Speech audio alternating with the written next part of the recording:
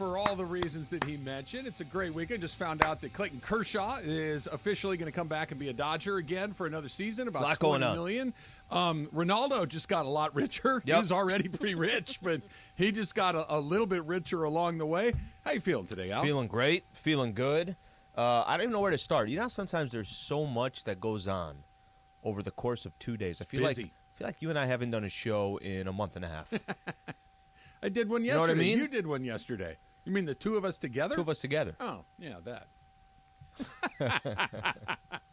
We all worked yesterday, all four of us. Yeah. Taylor was on the Rams game yesterday. It's we had a full. Well, you've given day. Taylor, you've given him, you know what, when we all work on a weekend, and you're like, oh, Taylor, what are you up to? You're working here. I'm working elsewhere. Yeah, that's right. So and then you now bullied him into a little Rams shift. Seahawks game. By the way, we're going to win too. Come work the Laker broadcast, huh? This is how bad it was for the Rams yesterday. They lost by 4 points, and I'm 98% certain that's the best game they've played all year long. So that's where we are with the Rams. Oh, I don't argue that one. Yeah, they actually looked a pretty good game. It was very good by their standards this season. It was the most compelling, exciting, entertaining, all of those things for sure. It's why we didn't get Adele in the opening. Well, yeah, we didn't get any Adele in the opening. Plus, I think we got. I think we've played her so many times. There's finally a copyright. It wasn't because of anything else. Cease and desist. Yeah, I think that's Adele what it reached is. out. Yeah, it was not a great day at SoFi from a results standpoint, but baby steps, I guess, at this point, whatever else you can be doing. AD, awesome last night. The World Cup is going on right now. Like you said, Slee, there's a lot popping right now. It's good. Even all the baseball news this morning is a little bit like, okay, right now, baseball, you guys don't want to compete. You know, sometimes you're trying to kind of find your angle. I love how they did Monday morning. World Cup, NFL weekend, bowl season. What else could you throw in there? Let me give them some credit. It's on the front of ESPN.com. Hey, they got it on a Monday, no less. Give them some credit. Good for them. How was your weekend? Other than you working, other than the Lakers getting two incredible wins, did you have a good time? Did you do anything fun? Weekend was good. I had a cousin get married, and it was on a Sunday night. Ooh. In San Diego, California. And you were down there last night? Yeah. Wait, where I did the game. I did okay. everything from the Comrex. So I did the game down in SD, and then literally the game ended at 6:30. No. Post game ended about 6:30. Okay. And I was driving directly down to downtown San Diego. I didn't drive back up. Probably got home at like 12:30. Wait, I'm confused. You got where back in LA? So, at back in 12:30? LA. So 6:30, go down to the wedding. I'm there about 7 o'clock. There to about 9:45-ish. It's not so bad. Couple hours. Yeah. 10 o'clock. Back start hitting the road and back up here. Good wedding? Good wedding. And why Sunday evening? Yeah. I'll tell you why. This is the only reason why. I think it's just cheaper. Oh, that's it. Of course it is. Right? So, young couples, so they're trying to save some money there. Sure. And I'm the only one that's got to drive 2 hours. Everybody else is like 15 minutes away, so they're fine. That's it. No other reason. It's just from a cost perspective. Did you go hard to the hoop? Yeah, there you go. No, I can't go hard to the hoop. Yeah, you got to turn around and drive home. I'm literally the one driving. Yeah. I have my girl. Little bit of something just to kind of take the edge off. Just totally. It's just you're at a wedding. You got to. What's going on here? It's a wedding. You got to celebrate a little bit. You can't have a glass of ice water. If it's not on a Sunday night, and I'm staying in SD, have a good time. Yeah. Open bar, the whole thing. But if you got to turn around and drive, I don't know how Susan is in this. But my girl, sometimes I give her credit, sometimes not. She's either up with you the entire time, or 7 seconds into the drive. That one. She's done. She's out. The second thing. Your head is hitting the window. If Susan stayed awake beyond the on-ramp to the freeway, I'd assume she has some sort of disease. You know how how children put them in the car seat, they go right to sleep. Right to bed. Yeah. It's like the humming noise that puts you to bed. The vibrations, the humming. Plus, I like to ride in silence, so it's nice and quiet. It's great. I'm just sitting here driving. I turn to my right, and we're 11 seconds in. I'm like, we just got on. Just got on the 5. Did she go hard to the hoop? Was that adding to the going to bed? Glass of wine. Oh, okay. I thought of you guys yesterday. So we finish up the Rams postgame, Hollywood Park Casino, get in the car, and I start to stream the Colts and the Cowboys on my phone, right? Yeah. So I can put it through the Bluetooth and listen to the game on the way home. Yep. Right. Get on the freeway, and then the cellular connection just drops off for a second, so I lose the game. I'm like, I'll just drive home quiet. God is talking to me. I just rode home. God has spoken to me. Got a good 45 minutes of just the peaceful drive home. It was terrific. I'm not good at that. I need noise. However, late at night, I need distractions. I need everything. Yeah, no, late at night because then you can fall asleep. That's obviously not good. I need everything. You know why I don't like to drive in silence necessarily is because I don't like necessarily the sounds my car makes. Because I feel like if I have my music on, I can ignore it. It's your. I mean, right out the gate, I could tell you.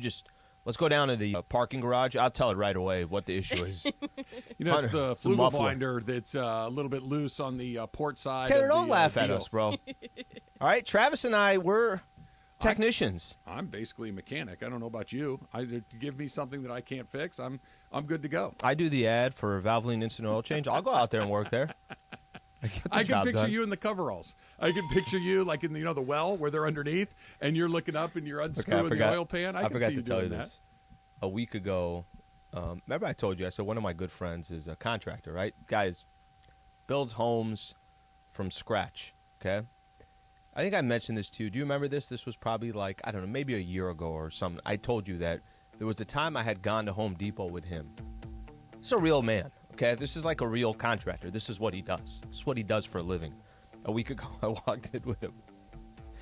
Everybody, same thing. Home Depot down in El Cajon. Hey, Ryan, how you doing? Ryan, how's it going? Ryan, this.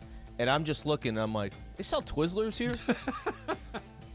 What kind of snacks can we get here? Usually by the register, right? Is where your snacks are. Get some peanuts, maybe some beef jerky for the ride They have home. both of those things, I think. Let's do it.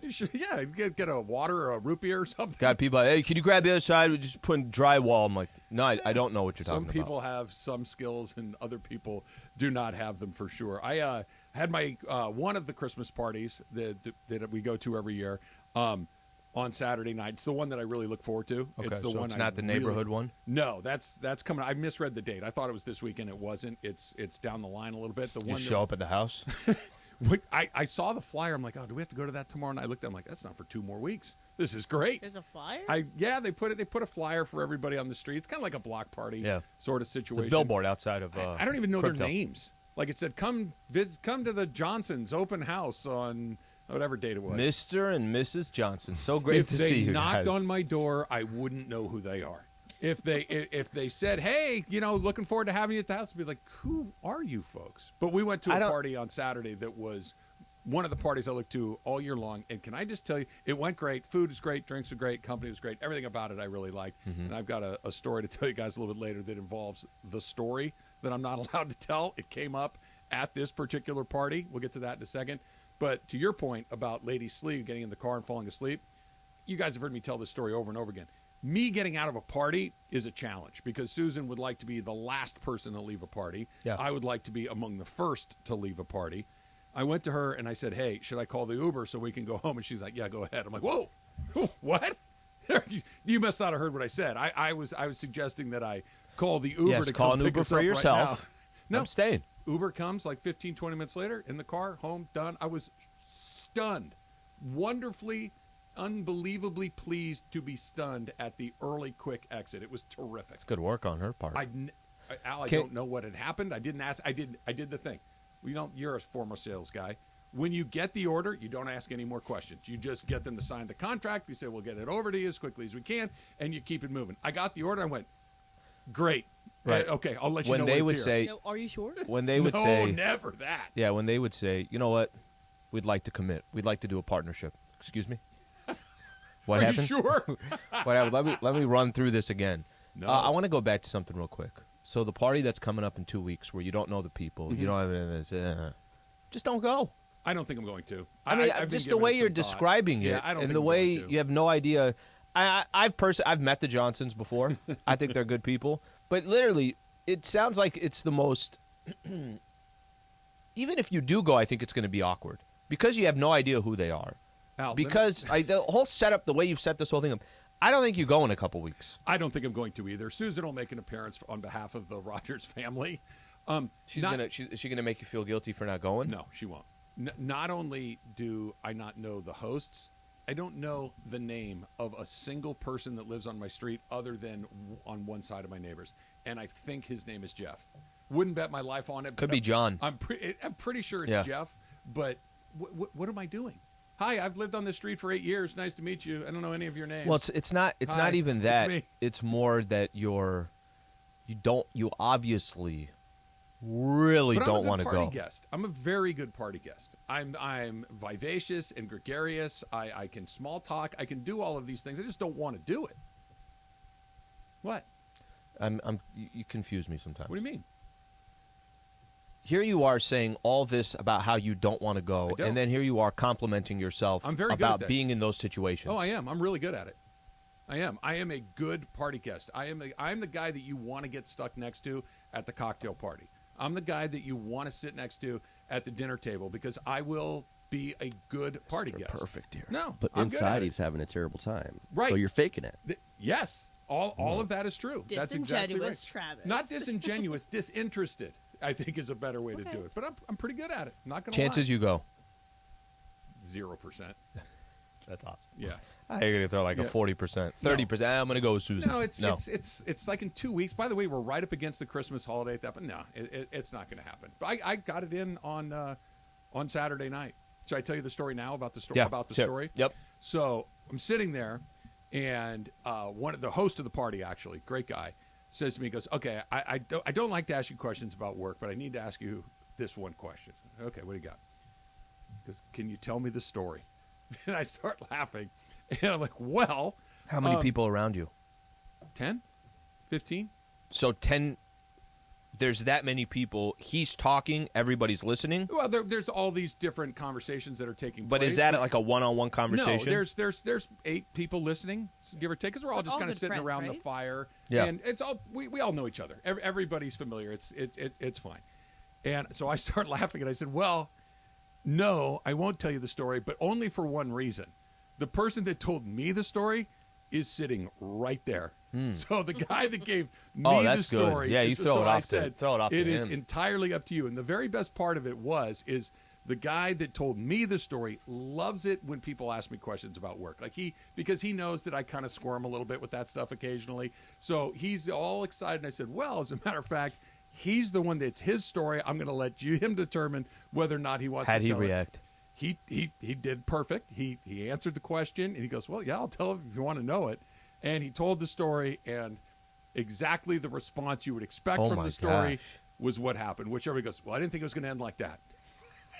No one does. The twist at the end is pretty remarkable, but it was a good way to kick off the holiday season. I'm surprised he told the story. Yeah. And why not? Happy holidays, everybody. Why not? It was fine. Here's the story. It was a great story. It's shocking. It's a story you don't forget. I bet you remember the story exactly. It's fuzzy. The whole story is fuzzy. I bet you if you said, okay. No, I know all the details. Every detail. Every detail of the story. That can't be what it is. Did he actually tell I'm me at that? a Dodger Padre game, playoffs, game 1, and a random guy to my right says, hey, you gonna let that story out? I'm not Can't allowed do to it. tell it. I'm not allowed to tell it. The final $1 Million Monday is today. You're going to want to listen for your chance to win $1 million. Plus, we're giving away tickets to the Jimmy Kimmel LA Bowl. That's coming up not too long, just a little bit less than a couple of weeks from right now, December 17th. Actually, a pretty good game. Fresno State and Washington State. So you're going to want to listen for your chance to get both of those. And maybe by then, Anthony Davis will have locked up his MVP award for the 2022 season because he has been unreal. We'll do that next. It's Travis Lee, 710 ESPN. All right, as 710 ESPN is giving you a chance to win $1 million. Money all the time. What I'm thinking. $1 Million Mondays. $1 Million Mondays. Listen every Monday during football season to Travis and Sliwa, Mason and Ireland, and Sedano and Cap. All you have to do is make a super prediction. And you can win $1 million. And you can score tickets to a game at SoFi for just playing on $1 Million Mondays. $1 Million Mondays. 710 ESPN.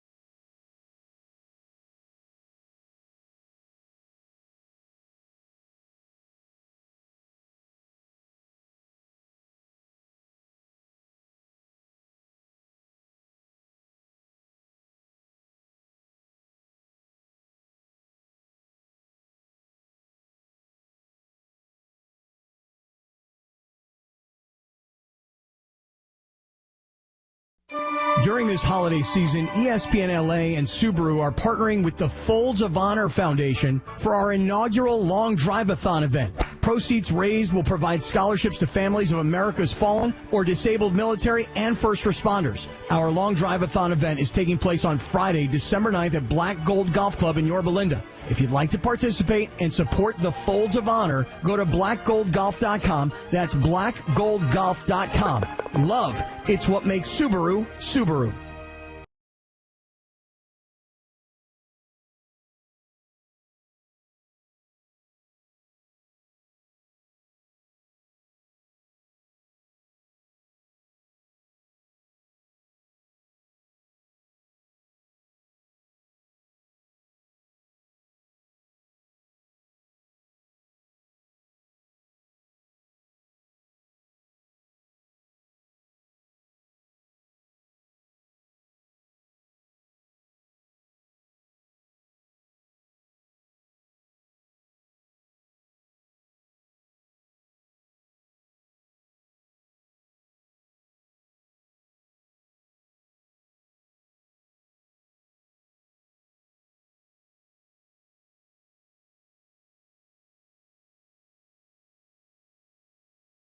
It's a $1 Million Monday, the final $1 Million Monday of the year. So keep listening all day long for your cue to call. When you hear it, be caller number 7. Give us your pick for the 2 Super Bowl teams and the final score. And if it happens, bam, you win $1 million. It's that easy. $1 Million Monday with Trav and Slee continues now. So, you know that obviously I'm a Rams fan, right, Slee? I did not know that, actually. You're a Bengals guy, personally. I am. So just to loop you in, I am a Rams fan. Mm-hmm. Picked the Seahawks in my eliminator pool this weekend. So I had a little bit of conflicting emotions as that game was coming down to the wire. That's right. I wanted the Rams to snap their 6-game losing streak. No, you didn't. You wanted to cash in. I would have preferred they won last week or next week, and then DK Metcalf gets that touchdown. And I don't know what to say at that point. It just, by the skin of my teeth. What happened? How about everybody else? All 3 people won again. Get out of here. Yeah. This thing's not going to end. Another guy had the Seahawks, too. So we're thinking, all right, we both could have gotten taken out. Who's the other dude? He had the Cowboys, who scored 246 points last night. So That's correct. They barely escaped. I like Indianapolis is going for, it's 21-19. They scored a touchdown. They're going to go for 2 to tie it up. And it's like, could they really pull the upset? And then they lost by 600 points. That escalated quickly, as they say. The only thing I'm paying attention to right now is I did not know that the Saudi Arabian club Al Nasser. Sure.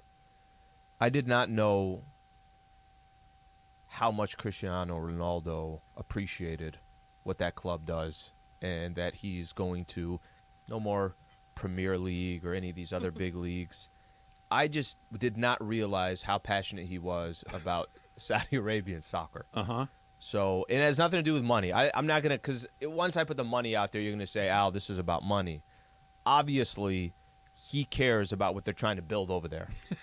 Okay. Around soccer. Sure. He is going to get about $200 million per season. Oh. But again, I don't want $200 million per season. $200 million per season. Okay. But I don't want. For how many seasons? Is it 2? 2.5. 2.5 seasons. So $500 million. About $500 million. Okay. Love of the game. Yeah. That's what I was looking for. Growing the Love sport. some footy. Yeah. He wants to grow the sport. Love of the game. If they came to you tomorrow, if Saudi Arabia said, Trav, we really like your work with the Rams, we need you to do a pre-post for Al Nasser. Sure. And we are going to pay whatever you're getting right now 10 times over. You would be on a flight right now to Saudi Arabia. Oh, yeah. Sleep. Yeah, I know. I'm thinking for $500 million, I'm really struggling to come up with a list of things that I wouldn't do. It's not long. It really isn't long. Like, oh, would you kill somebody? Who? Like, let's get specific, because I wouldn't kill everybody. Did Messi a stranger? Did Messi sign? Did Messi sign the deal, or is he supposed to just join Miami and whatever it was? So the whole Messi thing is like, they say this, then his agent says this, and then blah, blah, blah. So it's like, until I see it, I'm not going to believe it. Why doesn't he go play with I was going to say, Messi, Ronaldo in Saudi Arabia? Messi, what do you think about playing in Saudi Arabia? Well, didn't Argentina just lose to Saudi Arabia? He probably doesn't want to go there. He doesn't want to go there. I was going to No, say. I want to hear Messi. No, I know what you want. He moved on. I'm trying to move past. I got to think about how he may respond to his nemesis, because they're kind of like, are they friendly rivals or just like rivals? The debate about who's the GOAT. Like, is Okay. it going to be Ronaldo? So or is it like Messi? Mahomes and Allen kind of thing? That I Or mean, like Brady, Peyton Manning okay, for a while. Brady, man. All right, I'll have to give that some thought. Yeah, you just take your time. 200 million 200 for 1 year, for 1 year. and then he'll play And he two gets and a half years. So 500. So 500. Yeah, I could become a soccer fan for that price. For a fraction of it, right? I know they're Japan and Croatia. They just finished up. Croatia beat Japan on PKs. Penalty kicks. Yep. For 500 million, I would have cared about that. Did you watch the game on Saturday morning? So no, I didn't. Went out Friday night with a buddy of mine, and we played a little golf, and we're done playing golf. We're sitting in the bar. We're having a couple of drinks. We're watching SC in Utah, and we're both having a nice time. And I said to him, I said, hey, would you have any interest at all in getting up tomorrow morning to go watch the match? And he's like, yeah, actually I would. I think that would be kind of fun. So we're thinking, all right, let's figure out a place we want to go. But we didn't make like an appointment to go do it or anything. He said, hey, look, if you get up in time or I get up in time, just shoot me a quick text and we'll figure something out. Yeah. My phone never rang. My text notification never went off, nor did his, because I woke up that morning about 7:30. Yep. Looked at my phone, 2-0 Netherlands, rolled over and went right back to sleep. And by the time I got out of bed a little bit after 8 o'clock, and like, Yeah, I set an alarm. Did you watch it? 6:55 is when I set it. Stop. I did. I really did. I set an alarm. Did you get out of bed and watch? 6:55. So I didn't have to get out of bed. TV there. Flipped it on? 6:55 was when the alarm went off. A good thing to sleep to. I allowed myself another 10-15 minutes of sleep. Woke up, turned it on, and was 1-0. So I'm like, all right, I'm in. I'm gonna watch I'm gonna watch the entire match, watch the entire thing. By the time, like you said, 2-0, it's like basically it's over. But I had it on in the background. And then 11 a.m. started, and Argentina started playing. Well, here's some real soccer. Here we go. Let's watch some real Did football. they have more games after that? They did. Oh, yeah, they did. I had no idea. You're tuning into all the championship games. I told my buddy, joking around, because it was kind of funny. I got a little thread, and these are close friends, and all of a sudden they're all into the World Cup. All good. I'm in for it. I like it. But their passion for USA soccer is just throwing me off a little bit. So the moment they lost, I hit one of my buddies up on the thread, and I'm like, hey, that jersey that you got, you still have the receipt? See if you can take it back. See if there's just go tell them. Just say, hey, look, the size was off. Get store credit. It's actually a really good litmus test, right? That the game was on at a weird time. Yeah. That it was a game where they could have won, but it was unlikely that they were going to advance. They're underdogs, pretty significant underdogs.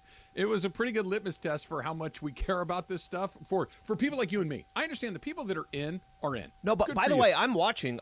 I'm okay watching these games. Not me.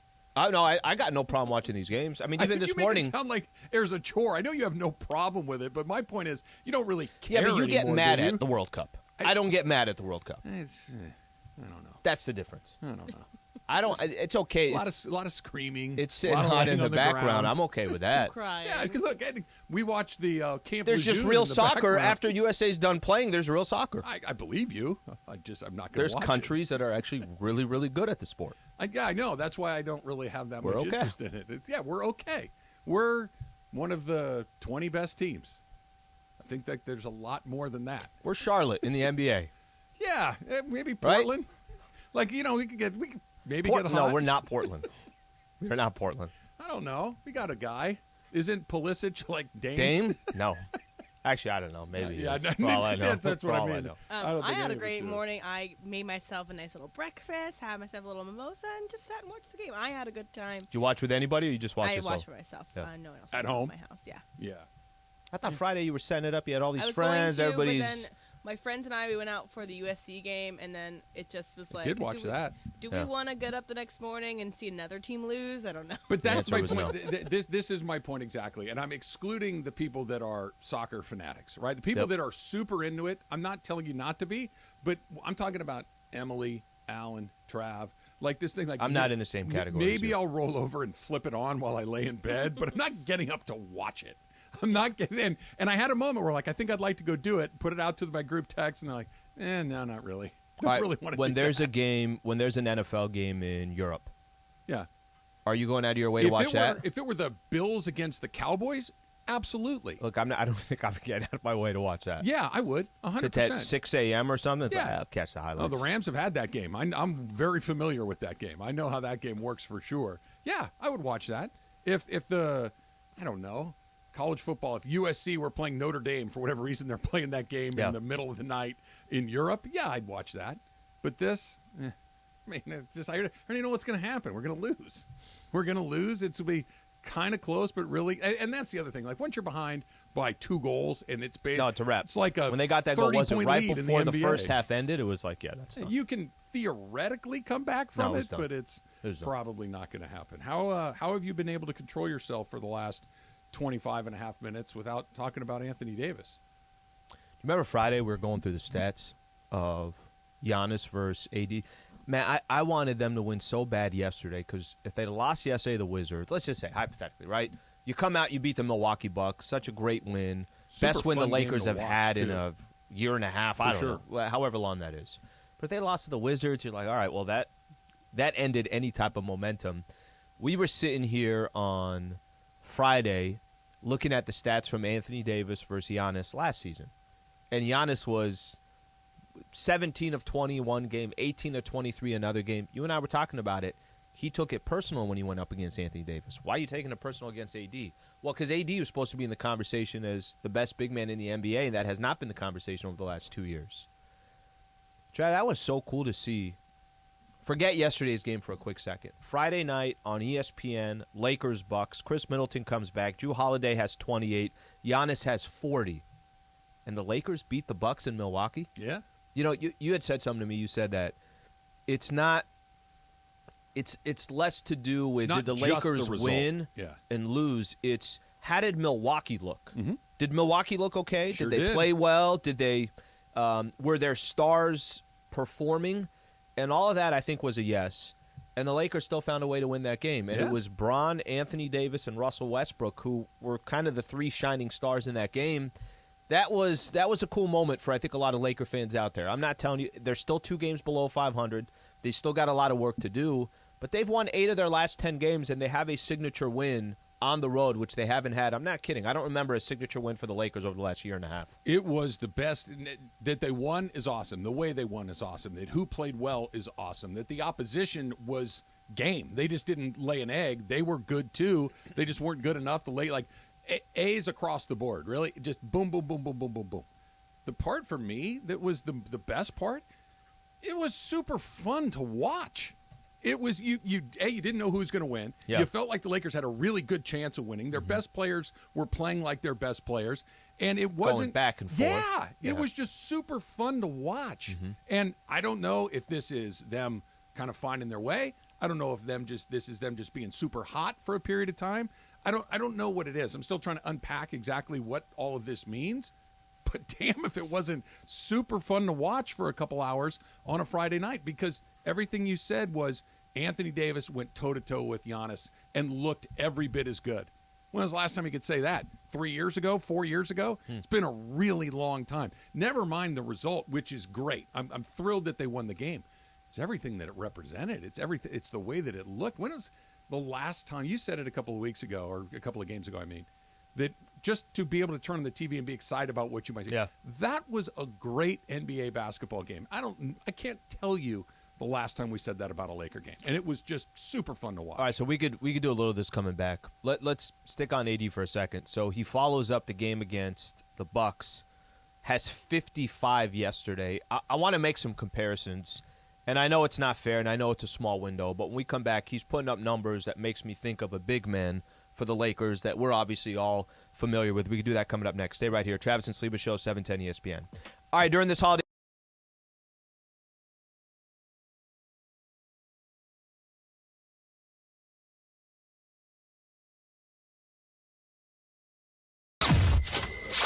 710 ESPN is giving you a chance to win $1 million. $1 Million Mondays. $1 Million Mondays. Listen every Monday during football season to Travis and Sliwa, Mason and Ireland, and Sedano and Cap. All you have to do is make a super prediction. And you can win $1 million. And you can score tickets to a game at SoFi for just playing on $1 Million Mondays. $1 Million Mondays. 710 ESPN.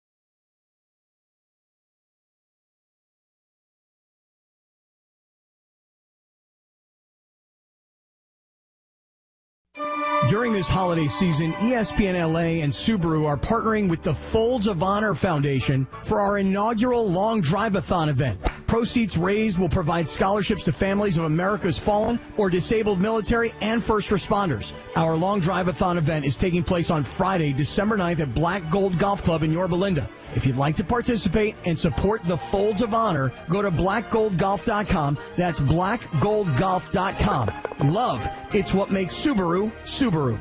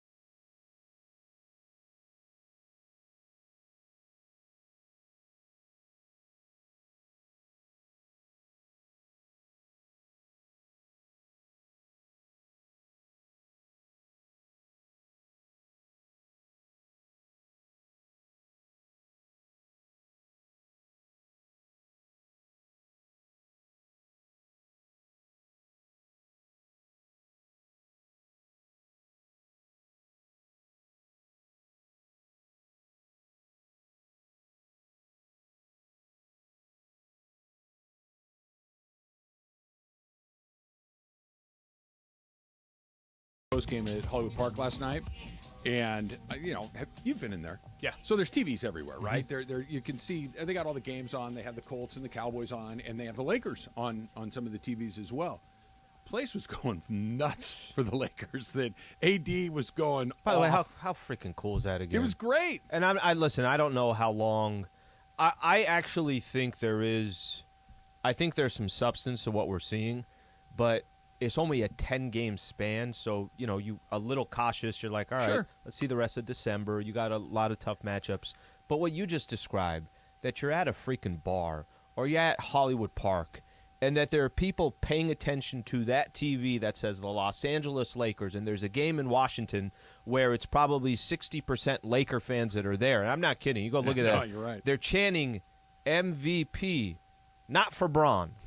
No. Not for Russ, who's won an MVP, for Anthony Davis. It was It's okay, hey, let's keep riding this as long as we can. But it's been a while since we've had that conversation. We'll get to the ride it as long as you can thing. I'm just enjoying it while it's here. Mm-hmm. I don't know what's coming next. Do you want me to be a bad guy for a second? Because Emily and I were talking about this morning. I'm still waiting for the other shoe to drop. I'm still waiting for it to go back to not where it was at the beginning of the season where it was terrible, but you basically have had a bunch of Fs, and in the last 2-3 weeks, you've had a bunch of A's. Mm-hmm. Okay, it makes you a C student. If you get a bunch of Fs and a bunch of A's, I keep waiting for them to come back to somewhere in the middle. I don't think they were as bad as they looked. I don't think that they're quite this good, but I'm not even really kind of going there yet. Sure. I'm just enjoying it for what it is, because we were talking on Friday before they even left to go on the trip. What would this be a good trip? And I said, look, you get 2 of these, I'll take her. They're 2 for 2. Like the metric has changed dramatically all of a sudden, and not just with fun. Went toe-to-toe with Giannis. Yep. Dropped 55 against the Wizards. It's just been 2 really fun nights to watch, and I don't know. Being 2 games under 500 in the West right now is not a bad place to be. No, it's not. Have you looked it is at wide like 5 open. games out of first place, right? All right, so this is what's so – it's a good point. And for somebody like Taylor who doesn't know what it's like to be under 500 because the Sacramento Kings balled out over the weekend as well. They're still playing? Light the beam. They're still playing. They're still playing. They were chanting "Light the beam" in L.A. Of course they were. Clippers game. At the Clippers game. Everybody, Clippers lit the beam for the Kings. I think I saw them installing a purple light on their new stadium when I was going home last night. They were putting it at by the way, that place is enormous. The building that the Intuit Dome. Oh, yeah. Oh, my gosh. Yeah. Like the footprint of that thing is ginormous. So if you go look at the Western Conference standings, I'm not kidding. I think it's like 7 or 8 teams like that 10 have teams. 11 or 12 losses. Lakers have 12 losses. So it's not like anybody's really running away with it. Okay, let's say the Suns run away with the West. Fine, sounds good. They ran away with the West last year. That's not a lock that they're gonna, go win the Western Conference or get back to the NBA Finals. But I want to hit on something. I know what you're saying about just kind of enjoy it for a second. You're right. You're not wrong about that. Go look at the Lakers' schedule coming up. They got back-to-back coming up tomorrow and Wednesday. It's the Cavs and the Raptors. Those are 2 tough games, and it's back-to-back. You still got Philly on this trip. You come back home, you still got Boston and Denver waiting for you. You still got at Dallas this month, at Miami this month, at Sacramento this month, at Phoenix this month. They're all waiting for you in December. But I don't think it's a coincidence by any stretch that the Lakers, they've won 8 of their last 10 games, right? It's not a coincidence that AD is 35, 15, and 3 a game, shooting 65% from the field, somewhere along those lines. It's not a coincidence that his performance at this level is why the Lakers are winning. I'm gonna take it. We were talking about Anthony Davis, or we were talking about LeBron after Lakers lost to the Pacers. Lakers lose that game to the Pacers. I told you, the one thing I cannot stand about this game? Why is Bron taking 22 shots? AD's taking 15. Mm-hmm. By the way, it's not like that's changed a lot. They're still taking close to the same amount of shots. The only difference is AD is much more efficient he's not missing. Than LeBron is. But I think something that, we were hoping was going to happen is happening. It's AD's team. That does not mean that LeBron is not incredibly important. That doesn't mean that LeBron can't go out there and give you what he gave you yesterday. LeBron hit clutch shots against the Bucks. Game on the line, LeBron was hitting big-time shots. LeBron's still going to get you 7, 8, 9 assists a game. He's still going to get you 7, 8, 9 rebounds again. But the one thing that you want to take off of LeBron's plate, it ain't all on your shoulders. Yeah. You got somebody, again, it's a small sample size, but there were times when Shaq was just so dominant. It was such a stupid decision if you didn't give Shaq the ball every single possession. AD's in a little stretch here. Look, these are not – I'm not telling you he's Shaq. I'm just telling you these are Shaq-like numbers, 35 and 15 a game over a 10-game stretch. I'll make it simple for you. For the last 2 weeks, he's been the best player in the league. That's not hyperbole. That's not – He's been the best player. He's been the best player in the league for 2 weeks. Now, the most important part about that is for 2 weeks. Let's see if he can do it for a month. Let's see if he can do it for 2 months. Thank you, Emily. That there are so many different things that you're waiting to see in addition to this, but for the last 2-3 weeks, Al, this is the guy that you traded for. This is the guy that you said basically. Here's every Here's pick the we're going to have franchise. for Here's the everybody. franchise, right. Here's everything. We'll take him because this guy you can build around. This guy allows LeBron to take that second position on the team. He's been everything you hoped he would be. Yeah. I have my fingers crossed. I'm holding my breath a little bit. I'm so skeptical of his health that not his play, because the play has been amazing, but I'm going to need to see him healthy for a few months before it's like you can exhale and feel pretty good about where he is. But he's been remarkable. That's what he keeps saying, too, is it really is his – remember when he started the season and he had the lower back issue? And we were talking about him running up and He forth. didn't He even doesn't look good comfortable. running. Doesn't look comfortable, does that? He's not having that right now. So No. there's, obviously a lot of that. Incredible bounce, incredible energy, all of those things. And without being, he's not a thump your chest, scream guy. That's not his thing, and that's fine. But when we were talking about it on Friday, I'm like, he didn't have to say anything. Just go out there and he did. Mm-hmm. And I don't know if a light bulb went off. I don't think so. I think it's a function of him being healthy, of being hot, and just starting to get his confidence back. I get it that LeBron James and Anthony Davis, and pick any great player, Luka, Steph, it doesn't matter. Yep. They have this innate confidence to them that even when it's going poorly, they still believe that they're the best guy. Mm-hmm. But if it lasts for a couple of years, Slee, that confidence starts to bleed away. Sure. And I think it's finally starting to come back a little bit, that everybody that's been telling him, hey, you're the team. Hey, you're the most important guy. Hey, you're this, you're that, you're the other thing. And he's like, yeah. But he didn't buy it in between his own ear. I think he's starting to buy it. Well, I think there's also, there's a message from your head coach that pretty much every single game, it's going through you. Yep. Darvin Ham's telling Bron and telling all these, it's going through him. I think Is it that real? obviously. Do you think it's real? What part of it? That they're this good, that they're going to be able to go and play against anybody and give them a game. That Anthony Davis is going to go out there every night, and if he's not the best player on the court, he's damn near the best player on the court. Are we talking about this a month from now when we're coming back from bowl season in college football and all that stuff? We're getting ready for the NFL playoffs. Is Anthony Davis still in the MVP discussion? So I don't think you have to be. I don't think you have to be. You won 8 of your last 10, and now you've won 16 of your last 20, and I don't think you have to be that. Every night it's like, he did it again. He did it again. He did it again. You talking Bron you talking AD or the team? AD. I think. Look, if he's healthy, I don't.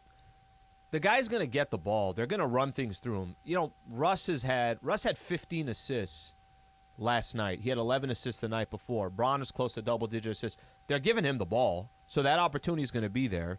If he's healthy, you don't have to be 35 and 15 a game.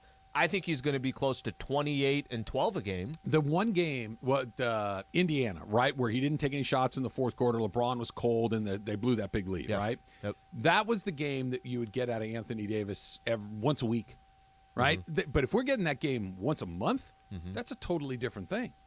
And I think that's the part that I'm trying to figure out, because I think it's sustainable with AD. If he's that, it changes everything. I think it's sustainable with AD. Again, doesn't have to be these numbers. Not the numbers. But the impact, the presence. The impact and the presence allow everyone else to play a little better, because he's going to draw so much attention. I think that's sustainable. The question, I think, for the Lakers is, you still got so many tough games coming up. Can you get out of December and you're still around 500? Yeah, I see. I think we're talking about different things. I'm not even talking about this season, this many wins, this position. I still feel like they're fairly limited about how far they can go. They're a lot better than it looked like a month or so ago. I'm talking about, is this my guy?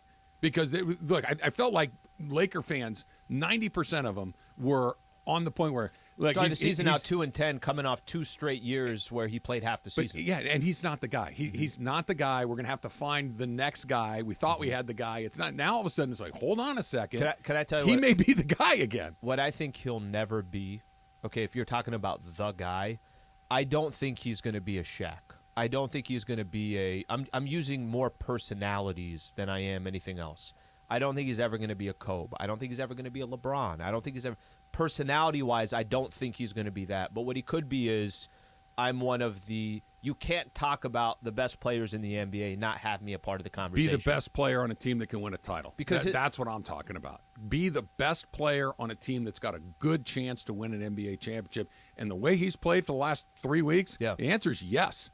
Now, I don't know if... Again... what makes LeBron and Steph and Durant and those, they just do it every damn night. And they do it every damn month, and they do it every damn season, and it's just one on top of the next to point. Anthony Davis has done it sporadically.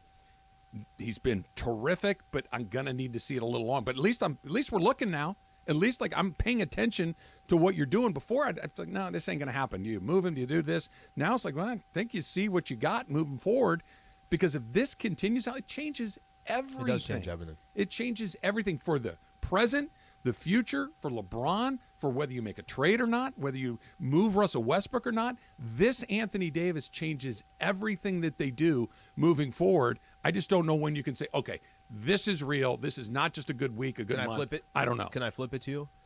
If he's like this the entire month of December, has it flipped for you? Because I don't know what the sample size needs to be. I think it needs to be a little bit longer than that. Not a lot. Maybe the end of January. Like if we can get through 2 months and change. And I'm going to throw the numbers at you, but I'm going to tell you the impact. He's impacting every game. He's 28 and 13, 28 and 14 a game with a couple blocks, and we're in mid-January. Are you saying, oh, well, what do you want me to tell you? He's healthy. 25 straight games. And he's played in every game or nearly every single game. If he's healthy, he's doing this. I mean, but see, that hasn't been necessarily true, right? He's put up these numbers. He's put up numbers, but his not these numbers. He put up 59 in New Orleans. Can I tell you something? It's kind of funny because I always go back to this. If he's giving you 22 and 9, you're losing. Yeah, right? You're losing. Yeah.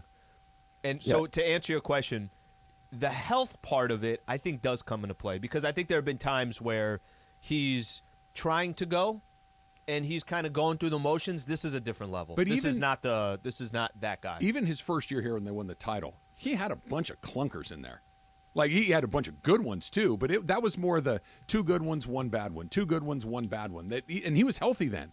That I want it to be 10 good ones and a bad one, 12 good ones and a bad one, not 2 for 1s. And this is different. You want it to be Giannis. Yeah.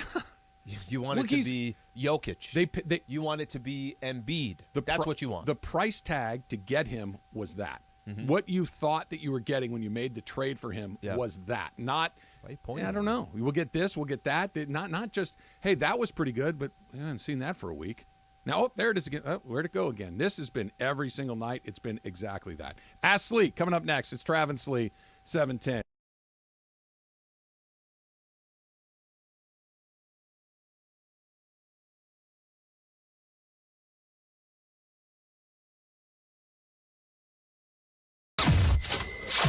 $710 ESPN is giving you a chance to win $1 million. Money all the time. What I'm thinking. $1 Million Mondays. $1 Million Mondays. Listen every Monday during football season to Travis and Sliwa, Mason and Ireland, and Sedano and Cap. All you have to do is make a super prediction, and you can win $1 million. And you can score tickets to a game at SoFi for just playing on $1 Million Mondays. $1 Million Mondays. 710 ESPN.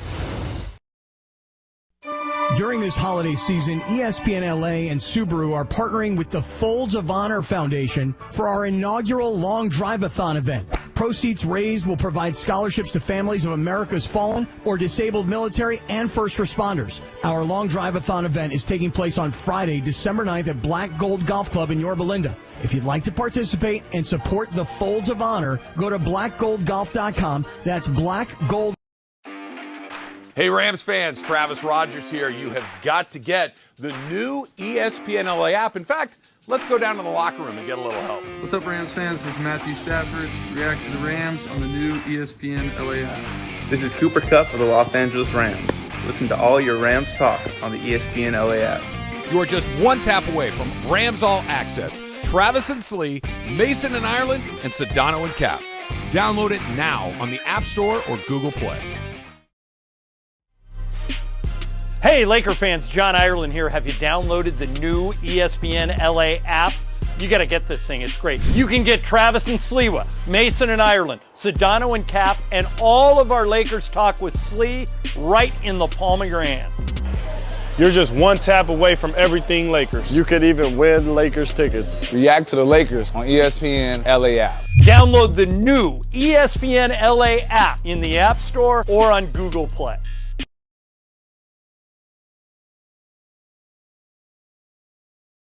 Football fans, want to win $100 for picking 5 games against the spread? Just download the Cover 5 app for free. Compete with Travis and Sliwa each week for a chance to win $100. Here's what you need to do. Download the Cover 5 app, use the code TS22 to join our show league and start having fun all season long. Just download the Cover 5 app, use the code TS22 to join the Travis and Sliwa Show League, pick 5 games against the spread to win $100, or play all season long at cover5.com.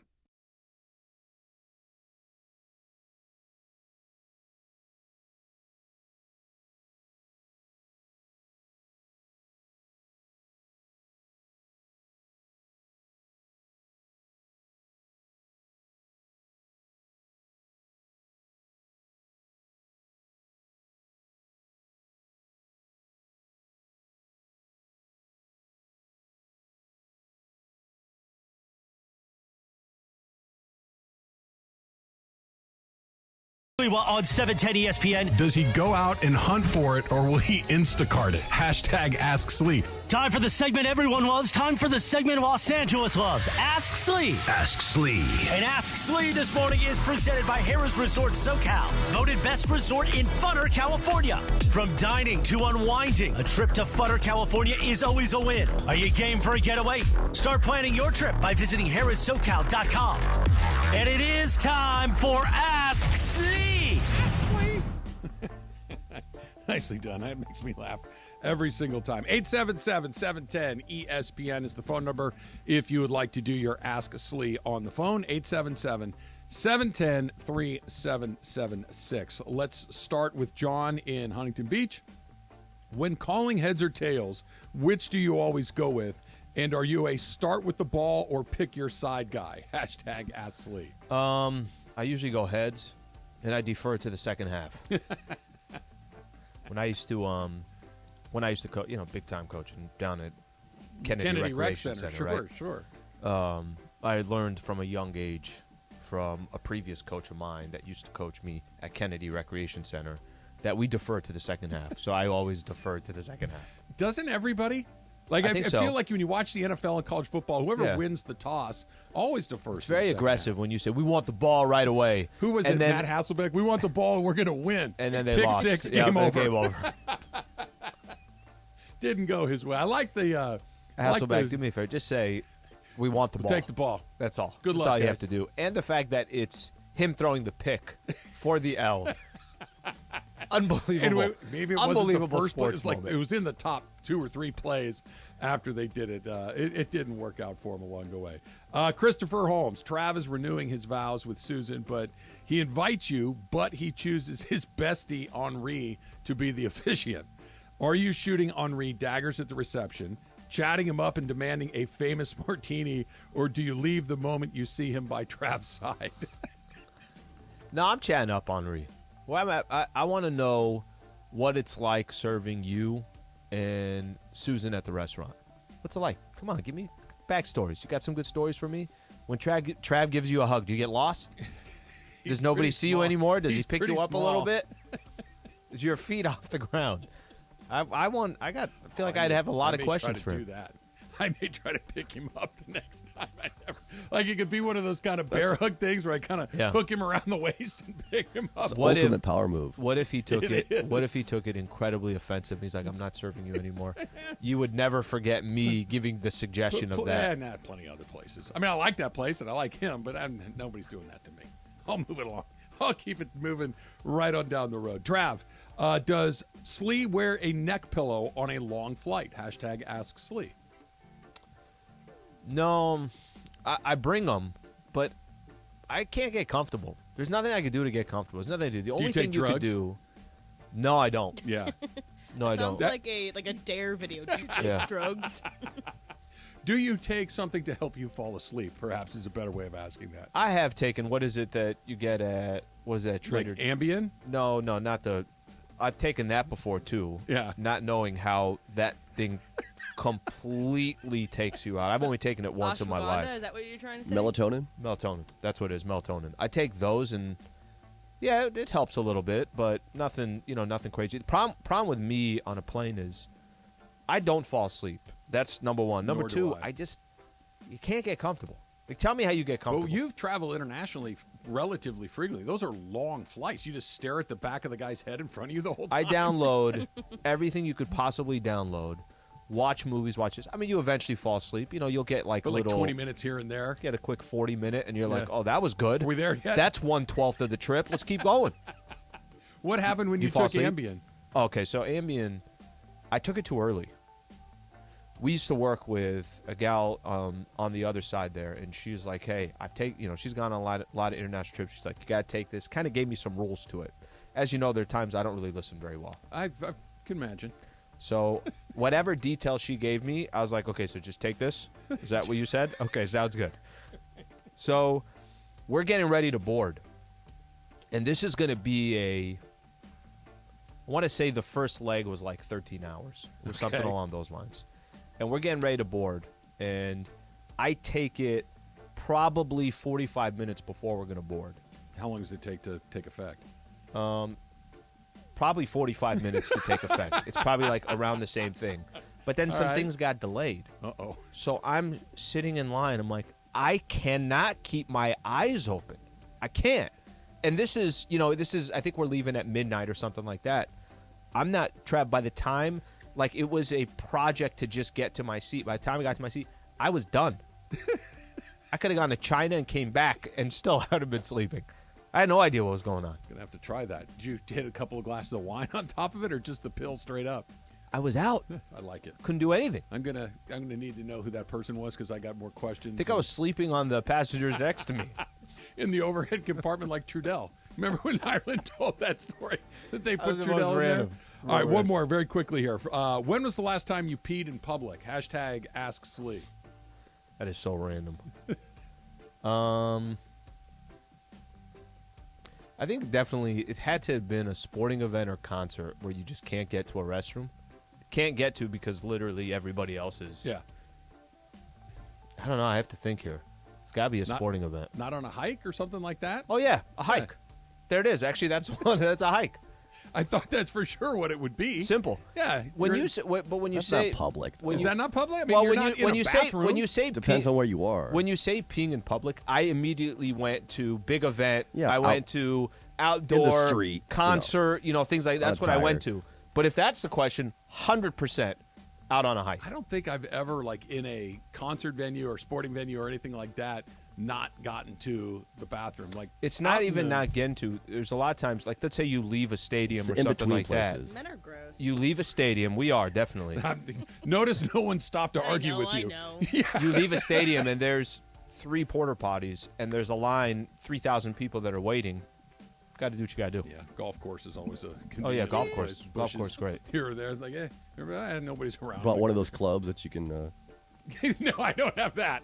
I have a bush, a mesquite bush that's just high enough to conceal what it is. No, golf courses are perfect. There. It's a great way to do it. All right, listen up all week long. We're going to be giving away, check this out, we're going to be giving away suite passes to the Jimmy Kimmel LA Bowl. The game's coming up on Saturday, December 17th, SoFi Stadium. And if you call right now, here's your phone number, 877-710-ESPN. And your caller number 10, you will win 4 suite passes to the Jimmy Kimmel LA Bowl presented by Stiefel. Tickets on sale now, starting as low as $35. Visit labowlgame.com for more information. USC's season, good or a disaster? That's next. Travis Lee, 710.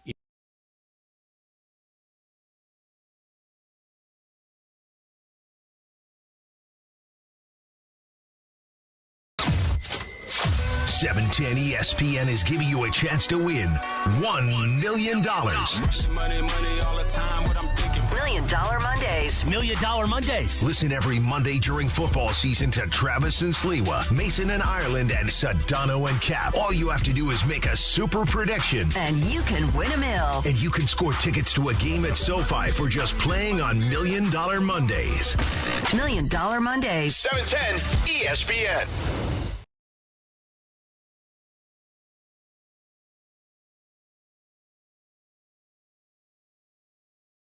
Football fans, want to win $100 for picking 5 games against the spread? Just download the Cover 5 app for free. Compete with Travis and Sliwa each week for a chance to win $100. Here's what you need to do. Download the Cover 5 app, use the code TS22 to join our show league and start having fun all season long. Just download the Cover 5 app, use the code TS22 to join the Travis and Sliwa Show League. Pick 5 games against the spread to win $100. Or play all season long at cover5.com. During this holiday season, ESPNLA and Subaru are partnering with the Folds of Honor Foundation for our inaugural Long Drive-a-thon event. Proceeds raised will provide scholarships to families of America's fallen or disabled military and first responders. Our Long Drive-a-thon event is taking place on Friday, December 9th at Black Gold Golf Club in Yorba Linda. If you'd like to participate and support the Folds of Honor, go to blackgoldgolf.com. That's blackgoldgolf.com. Love, it's what makes Subaru, Subaru.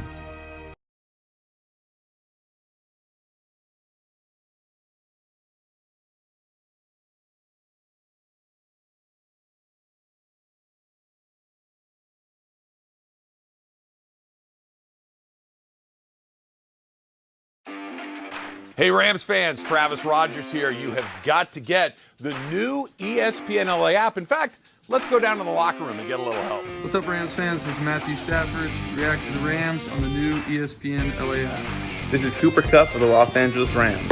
Listen to all your Rams talk on the ESPNLA app.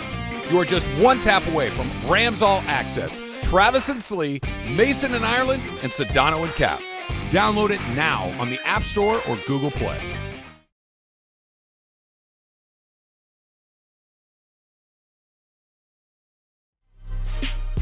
Hey, Laker fans, John Ireland here. Have you downloaded the new ESPNLA app? You got to get this thing. It's great. You can get Travis and Sliwa, Mason and Ireland, Sedano and Cap, and all of our Lakers talk with Slee right in the palm of your hand. You're just one tap away from everything Lakers. You could even win Lakers tickets. React to the Lakers on ESPNLA app. Download the new ESPNLA app in the App Store or on Google Play.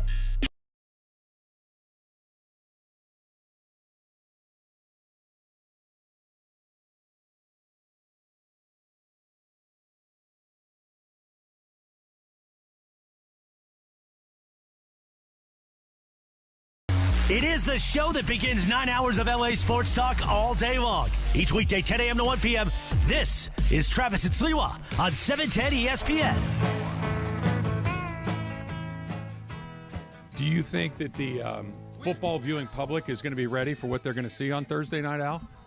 You think that they're going to be prepped for the opening of the Rams and the Raider game on Amazon that will be streaming? That's a tough one. Raiders playing better. That's not what I was getting at. No, I don't think so. Do you have any idea what I'm talking about? We're just talking about no. Emily, I thought you were just talking about the game. Yes. Are they ready for it? Earlier today. NFL Films came in to get like the that. NFL Films was in here this morning, Al, shooting a little opening for Thursday Night Football, including Travis and Sliwa. That's exciting. Get excited about that. So what are the details there? What are the details? Do you know how that works? So yeah. I'm not sure. I know, obviously, for NFL Films, but like how they're going to use what we just did. So they came in and recorded some of the stuff that we've been talking about today. Yeah. And they will repurpose it for part of the Open, right? Mm-hmm. I've seen it a handful of times. They go into the home team's market and the visiting team's market and get what's being talked about on the radio about the visiting teams, the home team, where everybody is. And that's the opening of Thursday Night Football. And it's going to have you and me in it, maybe, unless somebody back at the NFL Films goes, oh, no, don't put those guys on TV. That looks terrible. Are we supposed to be? I like that you did. That you had no idea. What happened? Are we supposed to be? Great. Are we supposed to be like incredibly positive on what we were saying? I don't think we had to, right? You know, they're hyping up a game. Yeah. They're hyping up Rams, Raiders as best as they can. I mean, you can only hype it up so much. It's about the takes, Al. We are kind of critical, but there's no really way around it. They've lost 6 games in a row. What would I mean? They've lost 6 games. They're coming off a Super Bowl. They're 3-9. And they're 0-6 from since the 3-3 bye week. Yeah, they were 3-3 3-3 at the bye. And kind of Right in the heart of the mix. Right in the heart of the mix. They were right in it, and now fast forward Thursday Night Football against the Raiders. All right, and the Raiders are hot. The Raiders have won 3 in a row. The Rams have lost 6 in a row. But I care less about that, and I care more about being on Thursday Night Football. Hopefully they have Al Michaels introduce me.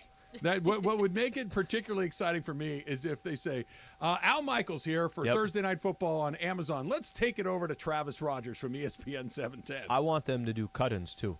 Like they take pieces of what we said and say, true or false, what they said. Did it come to fruition? Did it not come to fruition? I also want Al Michaels to just really love your haircut. I want him to just say something about it or know something about being it. It's gratuitous and piling on. Well, you had your headphones on, so you didn't have an issue. I got a couple of these at the Christmas party on Saturday night because a handful of people listening. Your haircut's not that bad, which is not exactly what you're looking for. Take off your headphones for a quick second. second. Time to grow out. It's only been 3 days. It'd been 2 days at that point. It's not really grown out all much. It's still just better. The fuzzy thing. Yeah, it's still really short. But what you want is your really hair looks short great. up top. He looks great. Really you look short up fine. Not that doesn't look as bad as you made it out to be.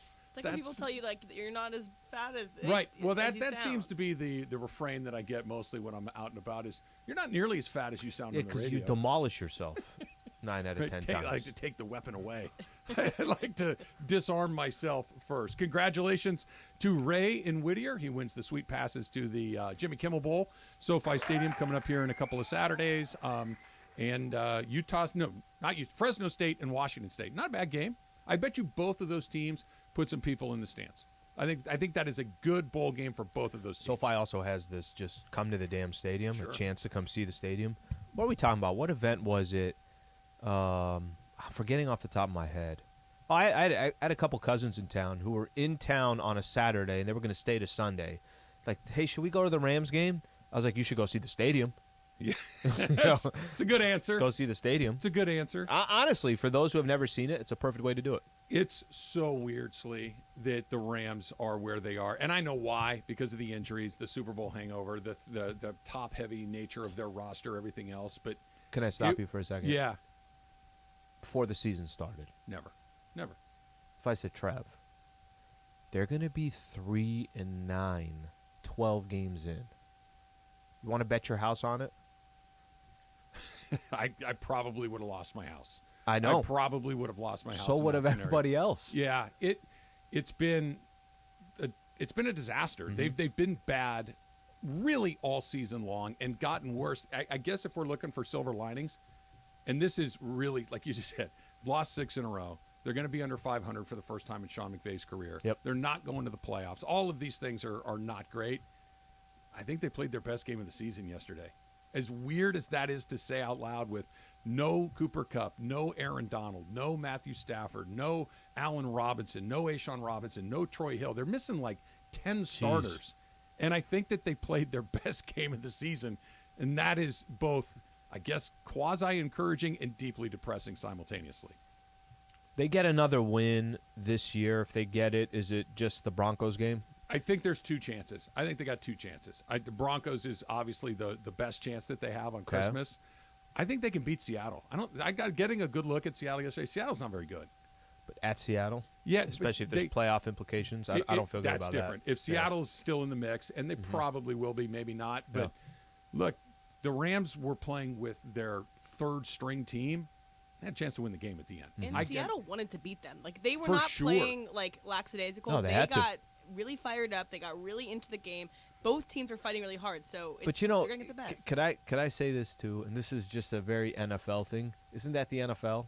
Sure. That you play down to your competition at times. And it's not that Seattle's been playing flawless football over the last couple of weeks, but you play down to your competition.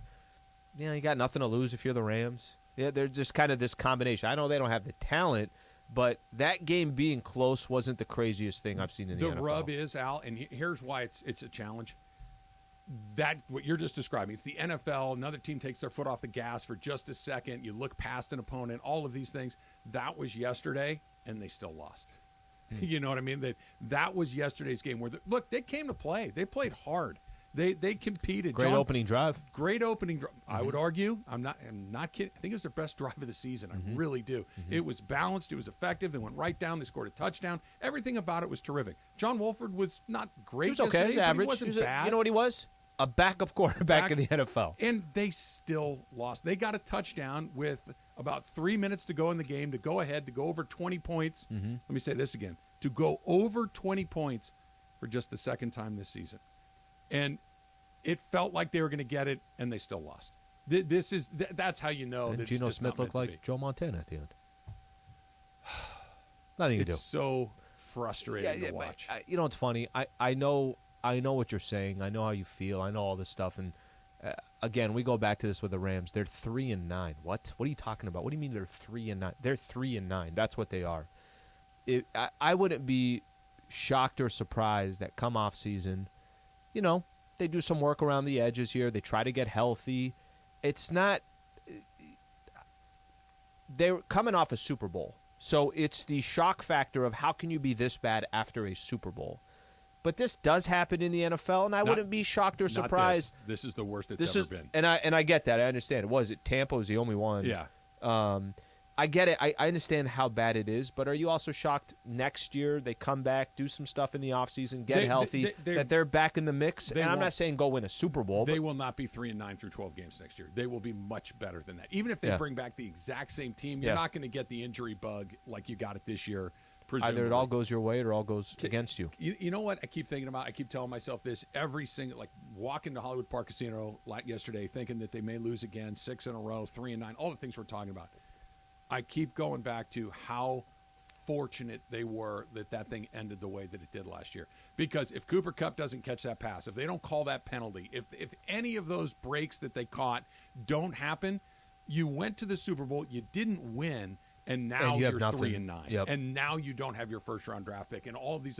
But that they got it, you can kind of say, hey, listen, this is a disaster. Yeah. They won the Super Bowl 10 months ago. I know. It just happened. So you can kind of hate what's happening, but understand what's happening. Had they one pass goes the different way, one drop, one missed call, and we're talking about, you went all in, but you didn't get it done. They did get it done. So that's usually the big issue that you have in sports is teams that think their window is right now. They go all in.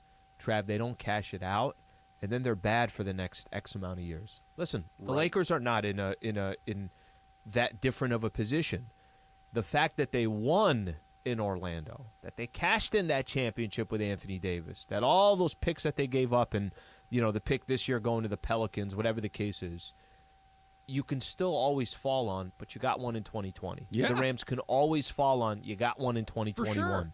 And whatever happens moving forward, or February 2022, whatever happens moving forward, you kind of have that luxury to say, yeah, but there's a banner up there. I hand to God that Emily seen me do this. Like, you'll look over where we sit, the banner's kind of right above our head, just a little bit to our right. And when it's going the way, it's like, well, at least they got that thing. 100%. At least that's there. At least we got to enjoy How many that. franchises have taken a model of going all in and have nothing to account for it? Almost all of them. It happens. Almost all happens of to every one of them. Right. That you're far more likely to miss it than get it, and that the Rams got it is pretty remarkable. They're going to win 4 games, 5 tops. That a 5 in, what would that be, 12 season? Yeah, 5 on and the 12. heels of a Super Bowl. How many more national games do they have? Only 3. And that shows how much the NFL and this season, and that they backloaded all of their primetime and Santa Ana games to be December. Of course. Ugh. That person got fired. I think they'll get that person's got canned. They'll get their Sunday night game against the Chargers flexed out because the Chargers may be out of it by then too. But you got Thursday night, then you've got Monday night, then you've got Christmas, and then you've got the last 2. So if they don't, I was wrong. If they don't flex Sunday night, they'll have 4 of their final 5 on standalone primetime games, except for the final week of the season. You win the Super Bowl. That's how it happens. Can I tell you, and this is a perfect example of it, 3-9. Remember I told you bet your house? The NFL league office was betting their house that, guys, we'll be fine. Don't worry about the Rams. Keep putting them on there. Monday night in Green Bay, 2 weeks from today. Okay, Rams, Super Bowl champion, Aaron Rodgers, 2-time reigning NFL MVP. Yep. Monday Night Football, you're going to have 7 wins combined between these 2 teams. If the Bucs have a game, and the starting quarterbacks probably won't be playing. Maybe. If the Bucs have a game that night, they will air that game on the Jumbotron with the audio. With the audio. Bucs and the Pelicans. Yeah, my goodness. Well, why not? Why not? All right, we'll go to USC. Caleb Williams gets hurt. Does he still win the Heisman Trophy? And how do we feel about what we just saw? Great season, average season, disaster season? That's next. It's Travis Lee.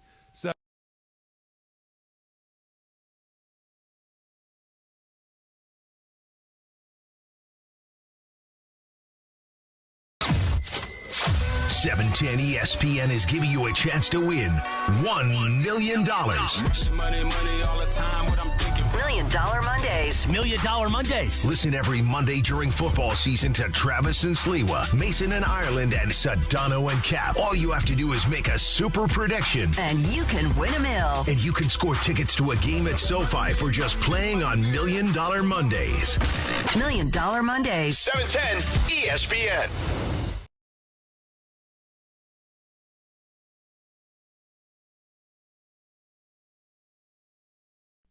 During this holiday season, ESPNLA and Subaru are partnering with the Folds of Honor Foundation for our inaugural Long Drive-a-thon event. Proceeds raised will provide scholarships to families of America's fallen or disabled military and first responders. Our Long Drive-a-thon event is taking place on Friday, December 9th at Black Gold Golf Club in Yorba Linda. If you'd like to participate and support the Folds of Honor, go to blackgoldgolf.com. That's blackgoldgolf.com. Love, it's what makes Subaru, Subaru.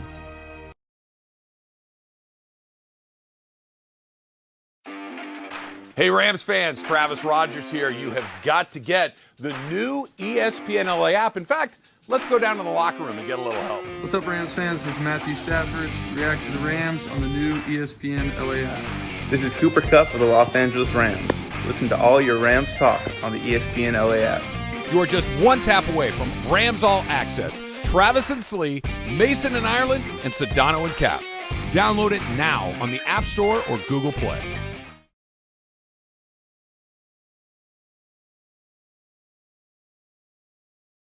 Football fans, want to win $100 for picking 5 games against the spread? Just download the Cover 5 app for free. Compete with Travis and Sliwa each week for a chance to win $100. Here's what you need to do. Download the Cover 5 app, use the code TS22 to join our show league and start having fun all season long. Just download the Cover 5 app, use the code TS22 to join the Travis and Sliwa Show League, pick 5 games against the spread to win $100, or play all season long at cover5.com.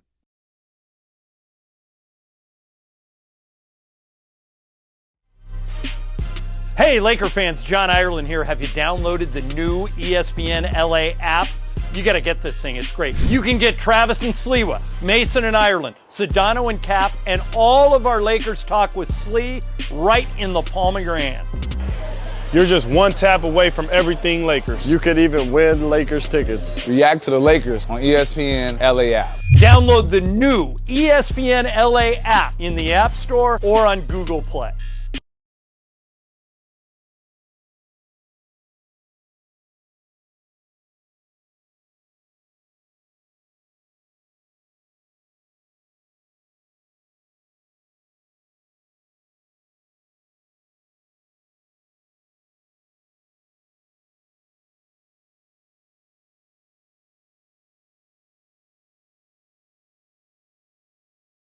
It's $1 Million Monday, the final $1 Million Monday of the year. So keep listening all day long for your cue to call. When you hear it, be caller number 7. Give us your pick for the 2 Super Bowl teams and the final score. And if it happens, bam, you win $1 million. It's that easy. $1 Million Monday with Travis Slee continues now. A couple of quick tweets here, Slee, to get us going. This is from Raider Ruben, so he's one of your people, a member of the Raider Nation, you and Ruben. Oh, so nice seeing the Chargers lose again. 6-6. This is their year. Yeah, this year's going to be different. Could I give them one thing? Sure. They've got battered with injuries as well. They have. But 6-6, they should be better than 6-6. Oh, yeah. And here they are. My favorite is, again, in the text chain where but they're in every game. Yeah, great. They lose all those games. So what are you then? That throw that Justin Herbert made towards the end of the game was bananas. That guy makes one of those a game that's just making me, what? That's Patrick Mahomes level nonsense. He has moments. He is unreal. All right, so Raider Ruben writes, why is it okay for the Rams and Lakers that they cashed in one championship so far, but not for the Dodgers? is it not painfully obvious? There's two main differences. Number one, the Dodgers did not sell off everything they own to get into the World Series, right? They're one of the few franchises that have a real, in all of sports, it's a sustainable machine. Sustainable machine. They did not give away a bunch of picks. They did not go buy a bunch of free agents at the expense of prospects. They just are in it every which is a single compliment year. to them. So they're not thin. The Lakers are not equipped to win a championship right now or last year. The Rams clearly are not equipped to win a championship right now. The Dodgers are. The other part is to this, Ruben, during the Dodger run, the 10 years that we've been talking about, they've either been the best team or in the top 2 or 3 virtually one every of the single favorites time. Every single season. Right. The Rams going into the playoffs last year were a 4 seed. The Lakers, a little bit different than they won it, but the Dodgers are a top seed or very close to it every single time. When you're the favorite, you should go more than 1 for 10. I think on top of that, too, people want to admit it or they don't. They want to see you're too good of a franchise and an organization. You want to see one of those 162s cashed in. Sure. You want to see 160. Let's just use this year as an example. The Dodgers won 111 games. 111. I'm going to say it's the 6th most ever in the history of Major League Baseball. Been playing it for 150 years. They started playoffs on a Tuesday. Their season was done by a Saturday. Sunday, they were already making plans for their offseason. So I think there's it's not – listen, I get his point. They won a World Series. I do think there's some factors that makes it feel a little bit different, but it's more of a compliment to the Dodgers. They've been good for so long, you feel like they should have cashed in more. I can't look at the Lakers and say, over that 10-year stretch, they should have cashed in more. No, they're fortunate to have cashed in that one. Rams too. Same idea, right? That you get enough bites at it. For the Dodgers, you should have more than one the way that they did. SC was in, like I mentioned to you, I was at the bar on Friday night after playing golf. We're watching SC. It's 17-3. They're they look like they're just getting ready to run over Utah. Caleb Williams is doing all the things that he does. He takes off for that long run, and he gets hurt. And you can tell he pulled up right before the contact. It wasn't like you and I have talked about where he gets down on purpose to avoid contact. This was, he popped a hamstring injury. He goes down. The game turns on a dime. Yeah. They only not end up losing the game. They get destroyed from that point forward. They got pushed around. They were the less physical team. They got embarrassed. After the first quarter, it was 40-something to 10. Yeah. That's what it was. It was bad.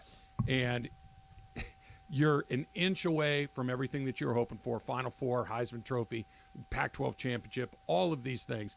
Now you're in the Cotton Bowl against Tulane playing got Tulane again, huh? Tulane, we were pumping Tulane last week, so the fact that we get them, I think, means something. Caleb Williams is still the odds-on favorite to win the Heisman Trophy. I still think that he probably will, but what was that? And I'm not talking about the game on Friday night against Utah. Like, what did we just watch for the last 3.5 months? Is that a good season? Was it a great season? Was it a disaster? Was it incredibly unsatisfying?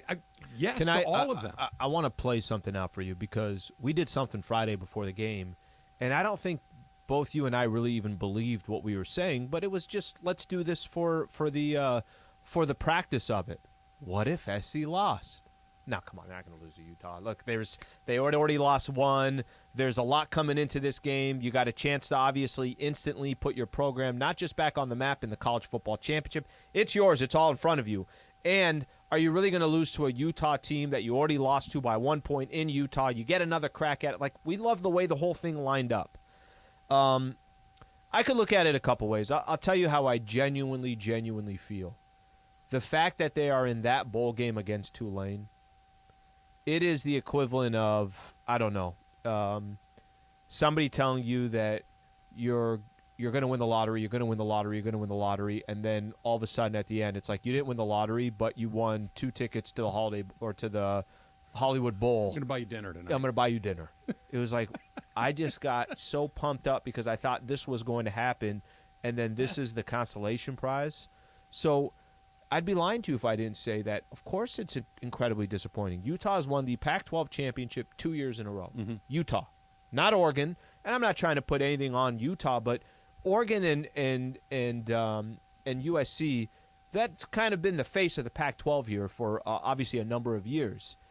You had it all in front of you. Of course, the Caleb Williams injury had a big impact in that game, but the one thing that you were afraid of all season long was, can your defense hold somebody? Can your defense maybe win you a game? The answer is not just no, absolutely not. They can't do it. So if you're an SC fan, how are you not feeling today as if everything that you accomplished did take a step back based on before that game on Friday? I think that's right. So a couple of things. Number one, I made a mistake that I've made before, and I'm kicking myself for doing it. I should know better. I've seen it happen enough times that I should know better. Utah's really good. And we keep, they'll beat them. Hold on a second. Utah last year, played Oregon twice, and it was like, Oregon's better. They kicked Oregon's ass twice, okay?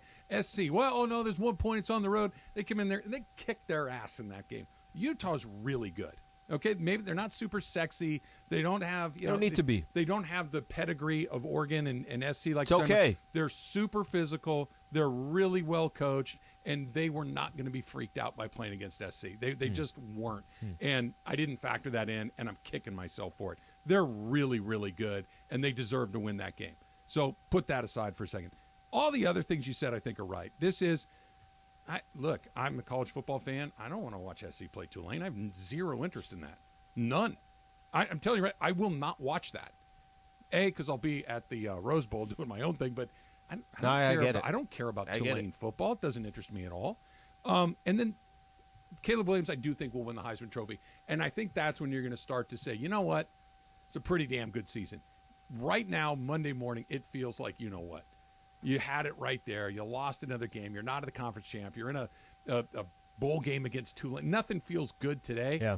When he holds up that trophy and you see him in an SC, the highlight pack. Knowing he's coming back. Knowing he's coming back, it's going to feel pretty good. Fast forward past the Tulane game. Okay, not that day or the day after. Give it another month after that. Wait, we got Jordan Addison coming back. You got Caleb Williams coming back.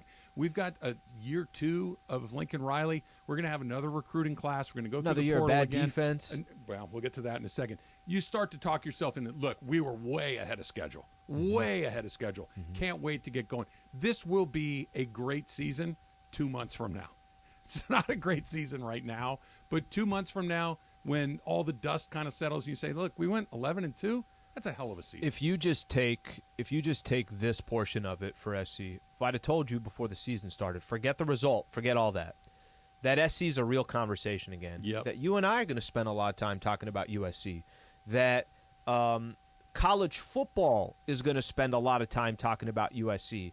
That college football is looking at where USC, and you're looking at those top 5 schools, top 10 schools, top 7 schools, that USC is in the mix. That, I think, you could obviously take a lot of positivity from, but it's not like they lost the game. It's not like they could have said, well, they're going to the Rose Bowl this year. And I thought Mace made this point a couple weeks ago. I think this was maybe even before the SC-UCLA game, certainly before USC-Notre Dame. Do not sleep on making it to the Rose Bowl. That's a great accomplishment if they make it to the Rose Bowl. Their problem this year is they not only lost the college football again in the college football championship, they also don't get into the Rose Bowl. So I think if you could have just taken one of those two things, they lost both of them in one game. Let's try a quick phone call here. Let's go to Chris in Los Angeles. Chris, you're on with Trav and Slee. What's up? Hey, guys. As a longtime SC fan, I think the season was a success. I think sometimes disappointment is there, but that's okay because that doesn't mean the overall experience was horrible. One word comes to mind when I think of what's happened this year, and that's relevance. USC is now relevant, and that was shown by the national AT&T ad where they reference USC in it. We're way ahead of schedule.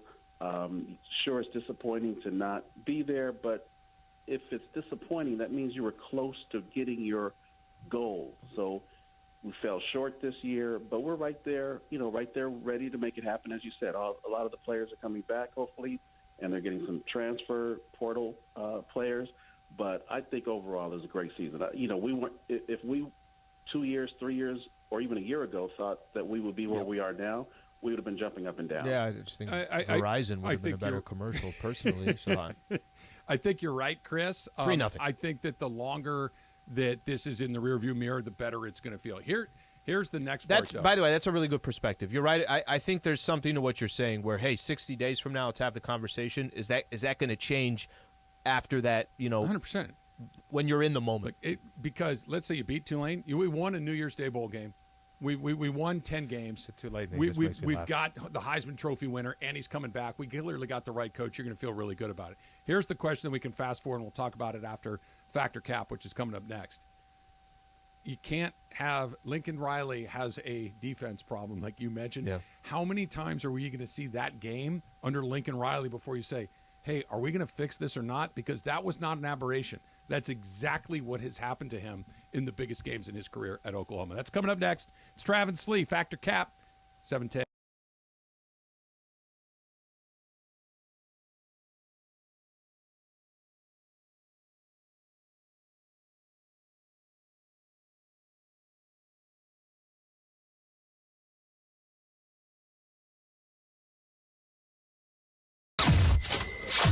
$710 ESPN is giving you a chance to win $1 million. Money all the time. What I'm thinking. $1 Million Mondays. $1 Million Mondays. Listen every Monday during football season to Travis and Sliwa, Mason and Ireland, and Sedano and Cap. All you have to do is make a super prediction. And you can win $1 million. And you can score tickets to a game at SoFi for just playing on $1 Million Mondays. $1 Million Mondays. 710 ESPN.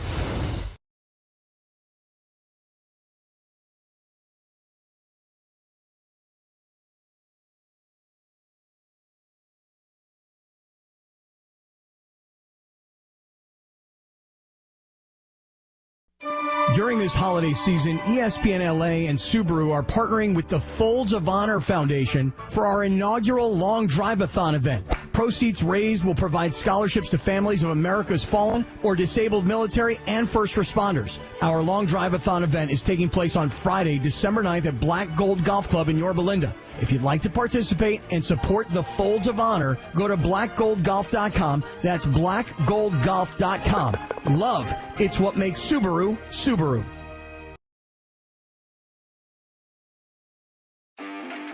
Hey, Rams fans, Travis Rogers here. You have got to get the new ESPNLA app. In fact, let's go down to the locker room and get a little help. What's up, Rams fans? This is Matthew Stafford. React to the Rams on the new ESPNLA app. This is Cooper Kupp of the Los Angeles Rams. Listen to all your Rams talk on the ESPNLA app. You are just one tap away from Rams All Access. Travis and Slee, Mason and Ireland, and Sedano and Cap. Download it now on the App Store or Google Play.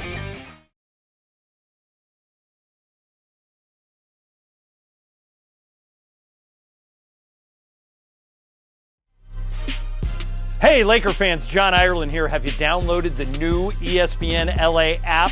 You got to get this thing. It's great. You can get Travis and Sliwa, Mason and Ireland, Sedano and Cap, and all of our Lakers talk with Slee right in the palm of your hand.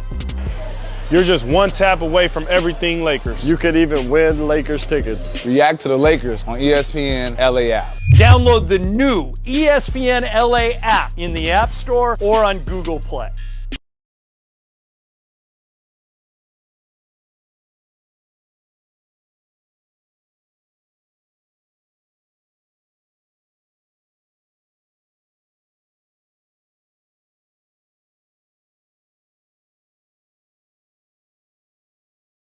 And it's time for Factor Cap. Oh, that's Cap. That's so Cap, Dad. Everything I've said is a cap, but I'm going to go back. First of all, it's not a cap. It's no, just it is a cap. Welcome to Factor Cap. Hey, guys. You should have seen that sales job of Greg trying to sell Trav on that last goal. No, this one was different. Yeah. And then he started showing it to you, and then Factor Cap music came on. Thank God. It was over. Otherwise, I would have had to watch a soccer goal.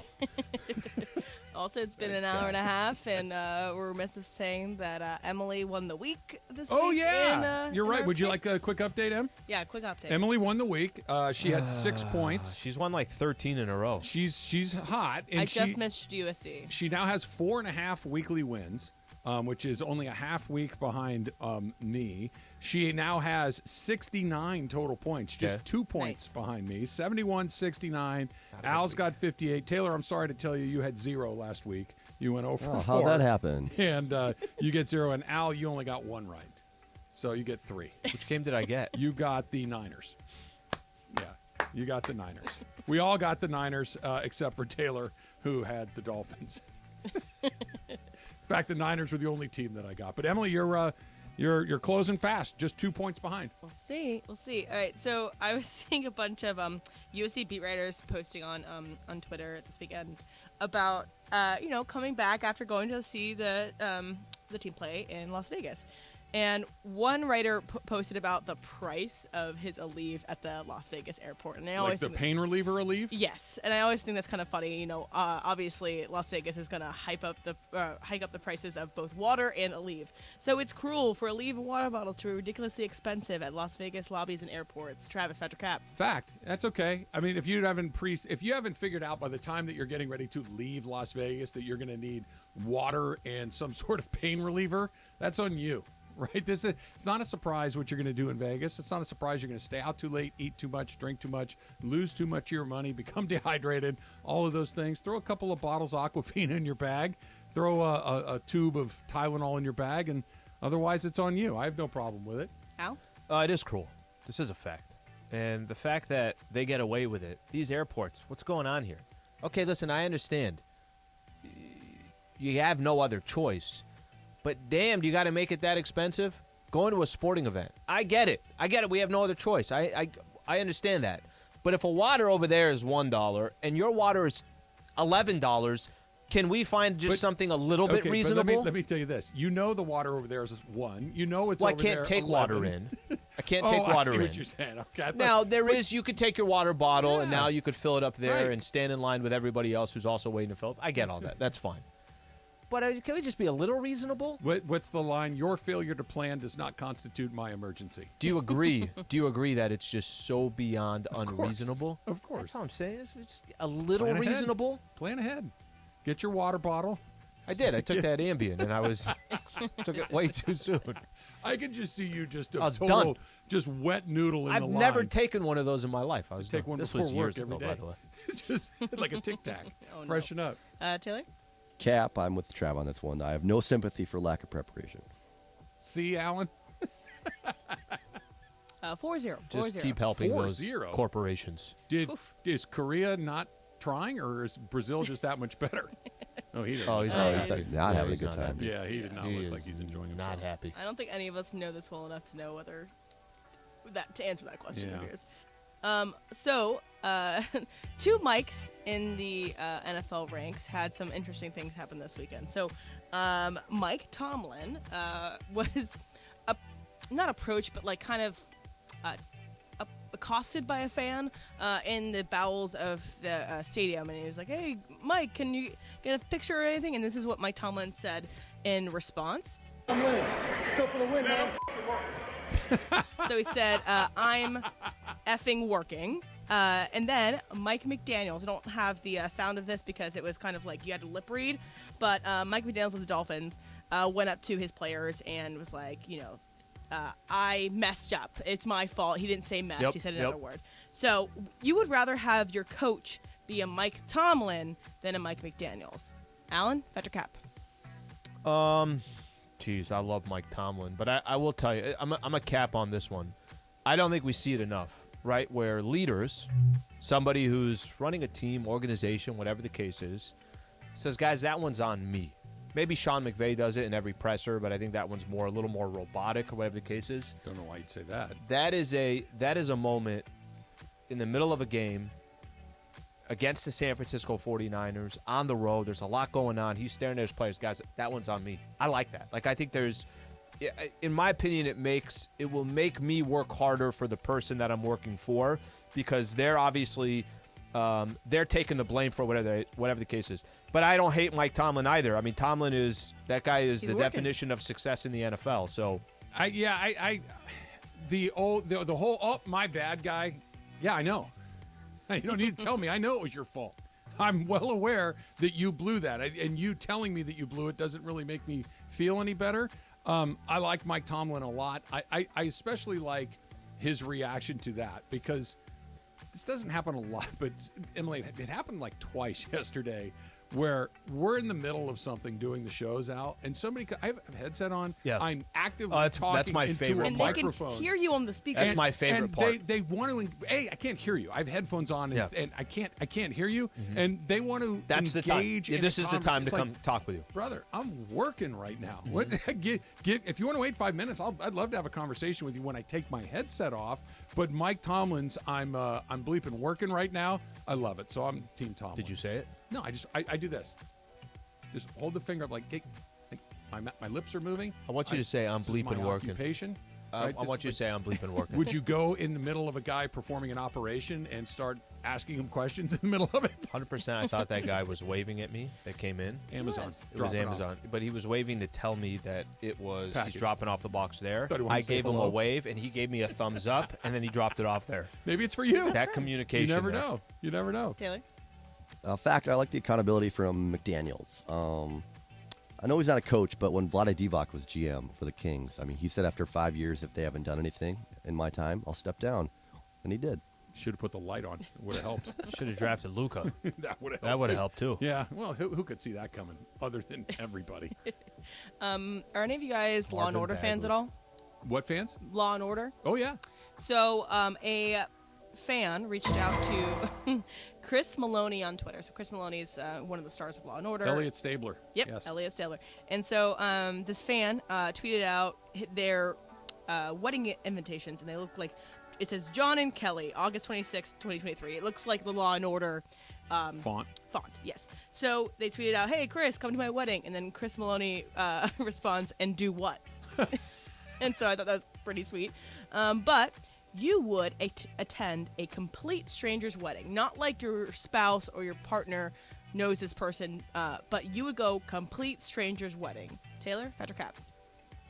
Without knowing anybody in the party, or Don't know anybody in the party. You were just Wedding invited crash. by yeah, I'd the go with a groom. good friend if I had somebody to go with, but by myself, that'd be a little awkward situation. Trev?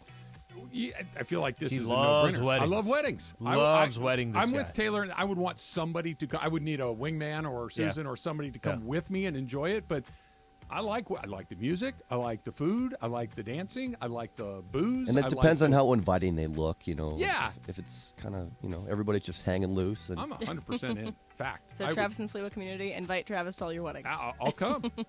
All right, I'll be Cap on this, but let me set this up. Let's just say everything's got to line up perfectly.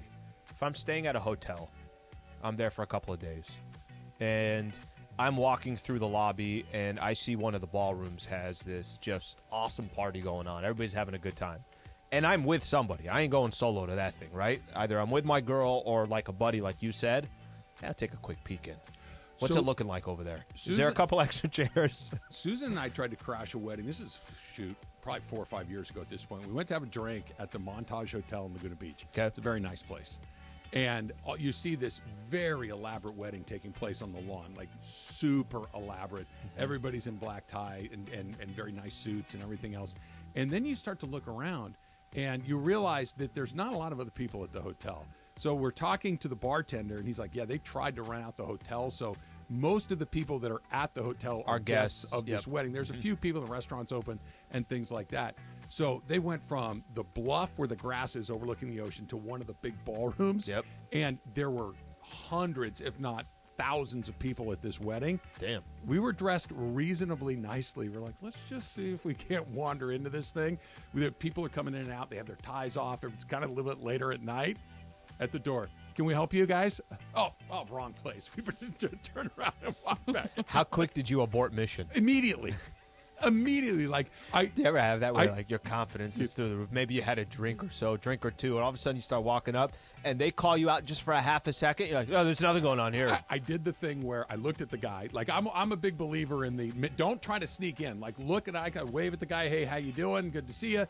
That whole thing. And like, hey, what's up? And he's like, can I help you? No.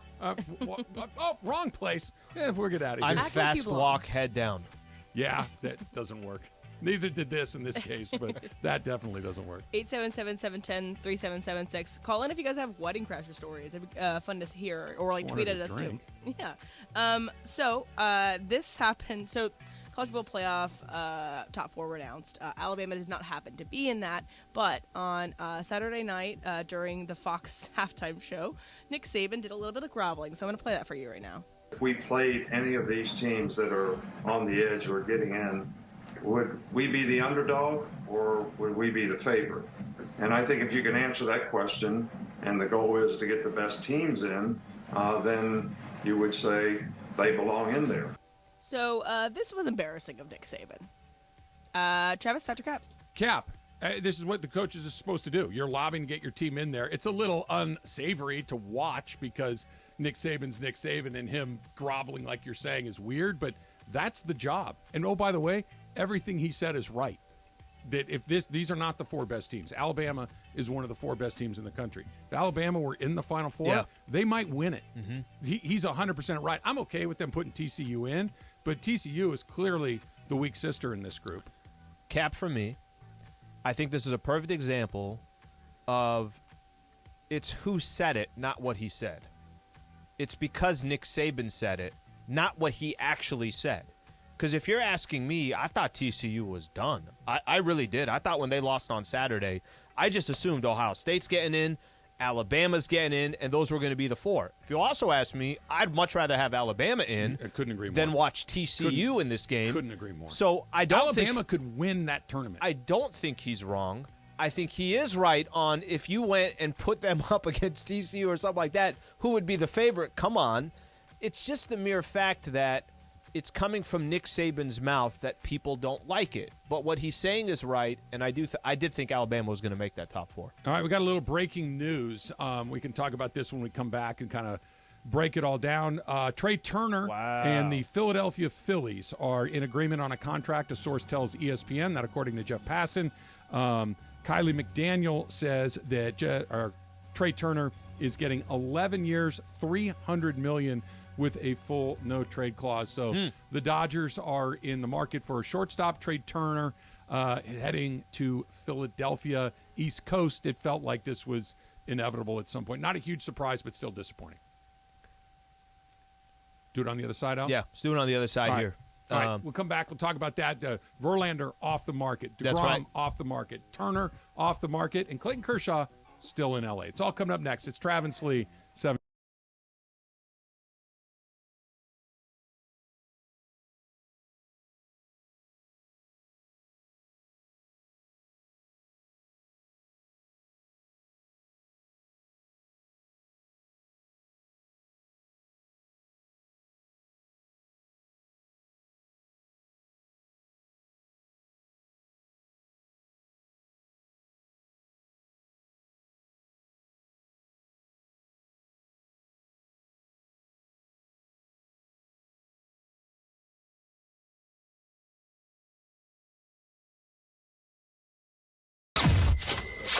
$710 ESPN is giving you a chance to win $1 million. $1 Million Mondays. $1 Million Mondays. Listen every Monday during football season to Travis and Sliwa, Mason and Ireland, and Sedano and Cap. All you have to do is make a super prediction. And you can win $1 million. And you can score tickets to a game at SoFi for just playing on $1 Million Mondays. $1 Million Mondays. 710 ESPN.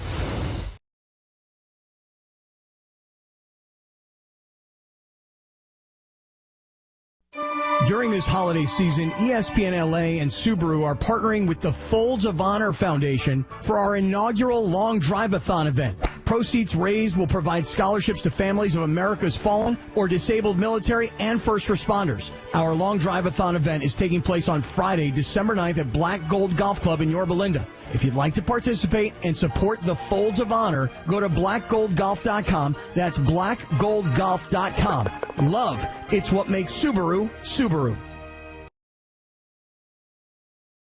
Football fans, want to win $100 for picking 5 games against the spread? Just download the Cover 5 app for free. Compete with Travis and Sliwa each week for a chance to win $100. Here's what you need to do. Download the Cover 5 app, use the code TS22 to join our show league, and start having fun all season long. Just download the Cover 5 app, use the code TS22 to join the Travis and Sliwa Show League. Pick 5 games against the spread to win $100, or play all season long at cover5.com.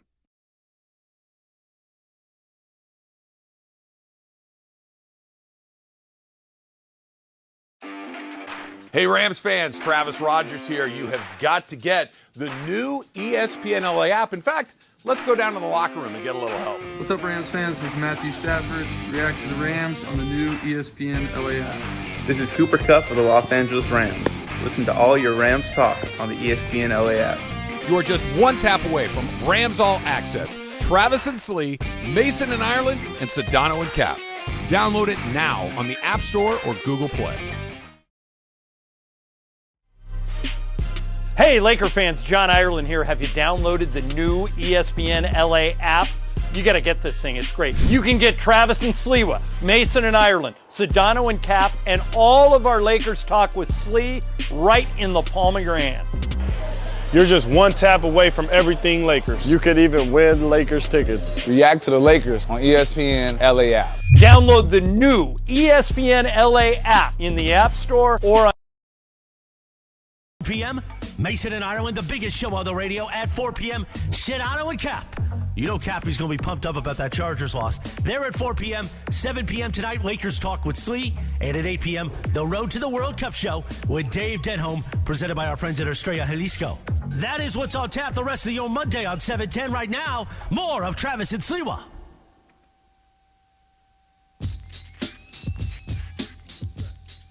Emily, do you have any winning lottery numbers that you'd like to share with the group? Because she says to me this morning, we're chit-chatting, and she says, I just feel like today the baseball stuff's going to go nuts.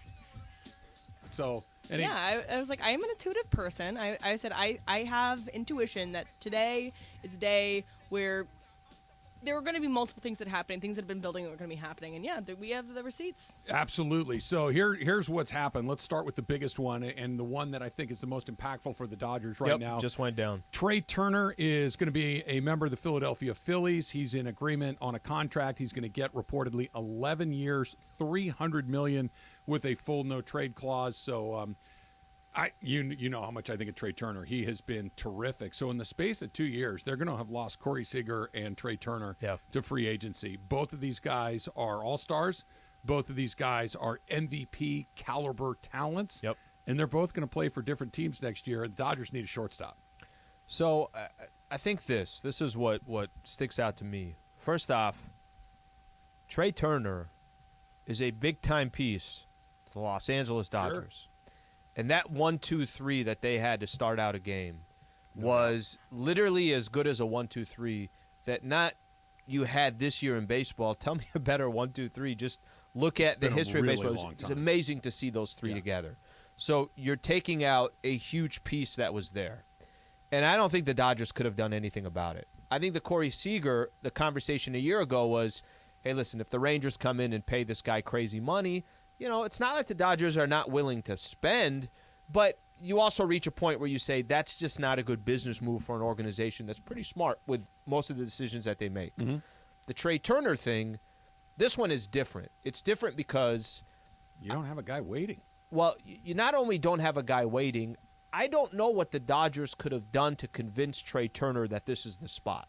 This was, how many different times did we say, hey, they're saying Trey Turner's really interested in going back to the East Coast. Mm-hmm. They're saying Trey Turner, can you make a baseball reason why Trey Turner should not play for the Los Angeles Dodgers? No. I don't think you can. Can you make a financial reason why he shouldn't play for the Dodgers? I don't know if the Dodgers would have gone 11 years on a deal, so maybe that's what he's looking for. Maybe it's the term as much as it is the money. You're talking about, a little bit less than $30 million a year. I think the Dodgers would have gone to the AAV in that area, but I don't think they're going 11 years on anybody. Here's the one problem that I will say what happened today. It's okay when Corey Seager goes to the Texas Rangers. Trey Turner went to the Phillies. Philadelphia was in the World Series. Mm-hmm. Philadelphia is a nice squad, and they just stay in the, obviously in the National League. Justin Verlander signed with the New York Mets. He comes now to the, obviously to the National League. $43 million a year. 2 years, $86 Yep. million. And Trav, I'm not trying to make a case for you that's a great that's a good contract. What I'm trying to say is the talent stayed in the NL or came to the NL. It just makes it, not only did the Dodgers miss a piece, that piece is going to go to a team that represented the NL. The Turner thing, the problem I have with it is not that the Dodgers balked at the term or the money, which and maybe they were in on that same level. Maybe they were going to give him the Mookie deal. Maybe they were going to go super big like that. They did give him a long-term deal like that. But I think the first thing you said is probably the most important, which is it felt like he wanted to go back east, and there is no argument for that. If the argument is I don't want to be here, I can't talk you off that ledge. Okay, fine. The problem I have with this is who's going to play shortstop, because and I know Dave Roberts said this when he was getting ready to receive his Manager of the Year award that never came, but he's always got Gavin Lux there. No, let's not do that. I've seen that. No. I do not want to do that. I don't think that Gavin Lux is anything other than an average defensive mate. He can hit. I want him in my lineup, but I don't need him at shortstop. There's too many things going on right there. So who's it going to be? There are other players in free. There's Carlos Correa. There's Dansby Swanson. There are some other players that maybe you can make a move for, but it's a pretty important position. And to your point, Al, this is a guy that bats in the heart of the most lethal part of your order with Betts and Freeman. He's gone. He's on 11 times a game. He's on a lot. You're right about that. And you know who makes the most sense to replace him? Yeah. That guy, Carlos Correa. Mm-hmm. Carlos Correa is the closest thing to him that there is. He hits. He plays shortstop. You drop the Betts, Freeman, Correa, 1, 2, 3. Yeah, pretty much the same thing. He doesn't run quite like Trey Turner does, but okay. That is the closest facsimile to what you had there. Reportedly, John Heyman saying that the Dodgers are at the front of the list for Carlos Correa, that the Dodgers have interest, and that the hang-up seems to be whether or not the teammates will respond to him and whether or not the fans will respond to him. You know my feeling on this, right? When I heard this, I'm like, never in 1,000 years, no. This started last year, too. Last year, for Remember sure. that conversation. And now it's, you know what? I'm never going to be a Carlos Correa fan. I will never cheer for him. I'm never going to get out of my seat. I'm never going to put my hands together. But I can grin and bear it.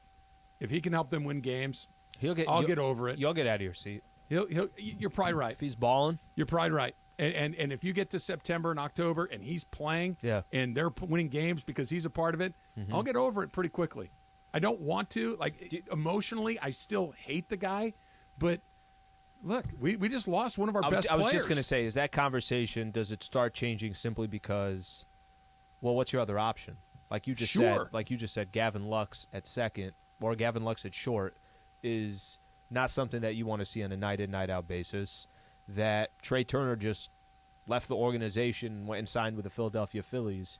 If Correa is your best option left, you trying to win games, or is it more about the principle? And by the way, I wouldn't be surprised if there's a lot of Dodger fans saying, no, it's more about the principle. Dodger fans, let us know, 877-710-3776. The one thing, when you see the Verlander deal, you see the DeGrom deal, you see this Turner deal, I think the thing that makes me feel good about the Dodgers, if I got to put my finger on something, they clearly have a budget. Ton of money. They clear, not even that. It's, yes, they do, and they can go spend it, but they're not going to do that thing, just give it to them, just get it done. Nope, this is the number. We'll go to this spot. If you can get a better deal somewhere else, go take it. Because I can't imagine that they were super far off from Verlander. If it just came down to a couple of $1 million or another year, they clearly drew the line. That you want to pay a 40-year-old $43 million. Well, can I ask you? We're not doing that. Can I ask you this question? It's easy to say right now, and I get that. If he did come to the Dodgers and they did overspend for 2 years, are you not in this window? He's old. Don't get me wrong, but he's also in the World Series a month ago and helping the Houston Astros win one. You also don't want to see them put themselves in a position where they saved a little. You can follow the script all the time, but that script that you've been following has also not panned out every time. It hasn't panned out in the postseason. You're right about that. But the reason we just talked about it was a Raider Ruben or Ruben the Raider or whatever it was. The reason they're in it, they have a plan. Nope, we're not giving Corey Seager that. Nope, we're not giving Trey Turner that. Or we're not. They're very selective about what they do and don't do contract-wise, and it's a big reason that they're as successful and is what's the word? Optionality, sustainable, versatile as they are. I hate that Trey Turner's gone, but I think that they have a big problem at shortstop. And God, I hate what I'm about to say. I think Carlos Correa is the answer. I really, truly do. All right, during this holiday season, ESPNLA and Subaru are partnering with the Folds of Honor Foundation for our inaugural Lawn Drive-a-thon event. Proceeds raised will provide scholarships to families of America's fallen or disabled military and first responders. The event is taking place this Friday at Black Gold Golf Club in Yorba Linda. If you'd like to participate and purchase a green fee, go to blackgoldgolf.com. That's blackgoldgolf.com. Special thanks to our partners, Johnny O, Meat District, and Travis Matthew. All right, so we got some calls on Carlos Correa, and more importantly, we got people with wedding crasher stories. We get to those next. It's Travis Lee, 710 ESPN. Sedano and Cap for your afternoon drive on 710 ESPN. I play horse a lot. Oh, yeah? Yeah. That might... What? You guys know...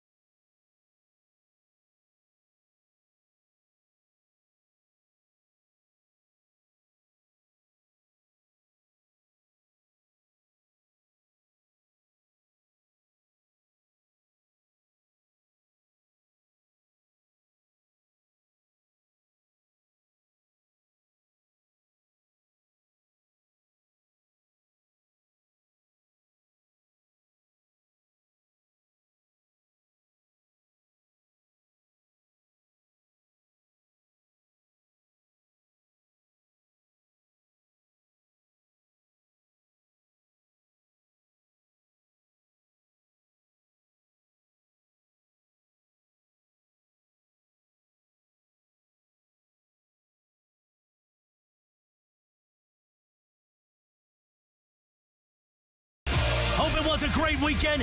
It was a great weekend for the Lakers. And last night, up in D.C., AD put on a show, yo. Here is LeBron dribbling down the middle, gets it left-handed, blocked. Beverly for three, no good. Rebound AD, puts it up and in. He's got a double nickel. 55. Slee was excited, and we're excited. We're all over it. Plus, speaking of Slee, how about the Raiders? Slee's Raiders taking care of the Chargers yesterday. Wow. And, of course, with the good, there's always the bad. USC Friday night, the Pac-12 championship game, didn't go the way we wanted it. And also the Rams game. It was close, but it didn't go the way we wanted it either. So Trav will be all over that. Let's get to it for a $1 Million Monday. Your chance at $1 million coming up. Travis and Sliwa, your Monday right now. Yeah, and everything that Chris just mentioned right there, and baseball decided that today was the day that they were going to start making all of their deals. I'll tell you what, they're kind of, moving some stories to the side. And we buried the lead yet again. Thursday Night Football will be starring Al Michaels, Kirk Herbstreit, Kaylee Hartung, Travis Rogers, and Alan Sliwa. Not a big deal. It is what it is. You know what I mean? Like, some people, they work their whole life for that opportunity. Yeah. We stroll in, get a text from Amanda on a Sunday. It's like, yeah, we'll be there. And I'm just going to come in, shoot a little open for Thursday Night Football. Yeah, why not? Why not? So You're stars, guys. Make sure that you're in your seat, ready to watch the opening. No idea what Thursday I Night signed in the Football. morning, by the way. It was the Social Security number and your bank accounts. I asked the girl, I said, what kind of interest rate am I getting?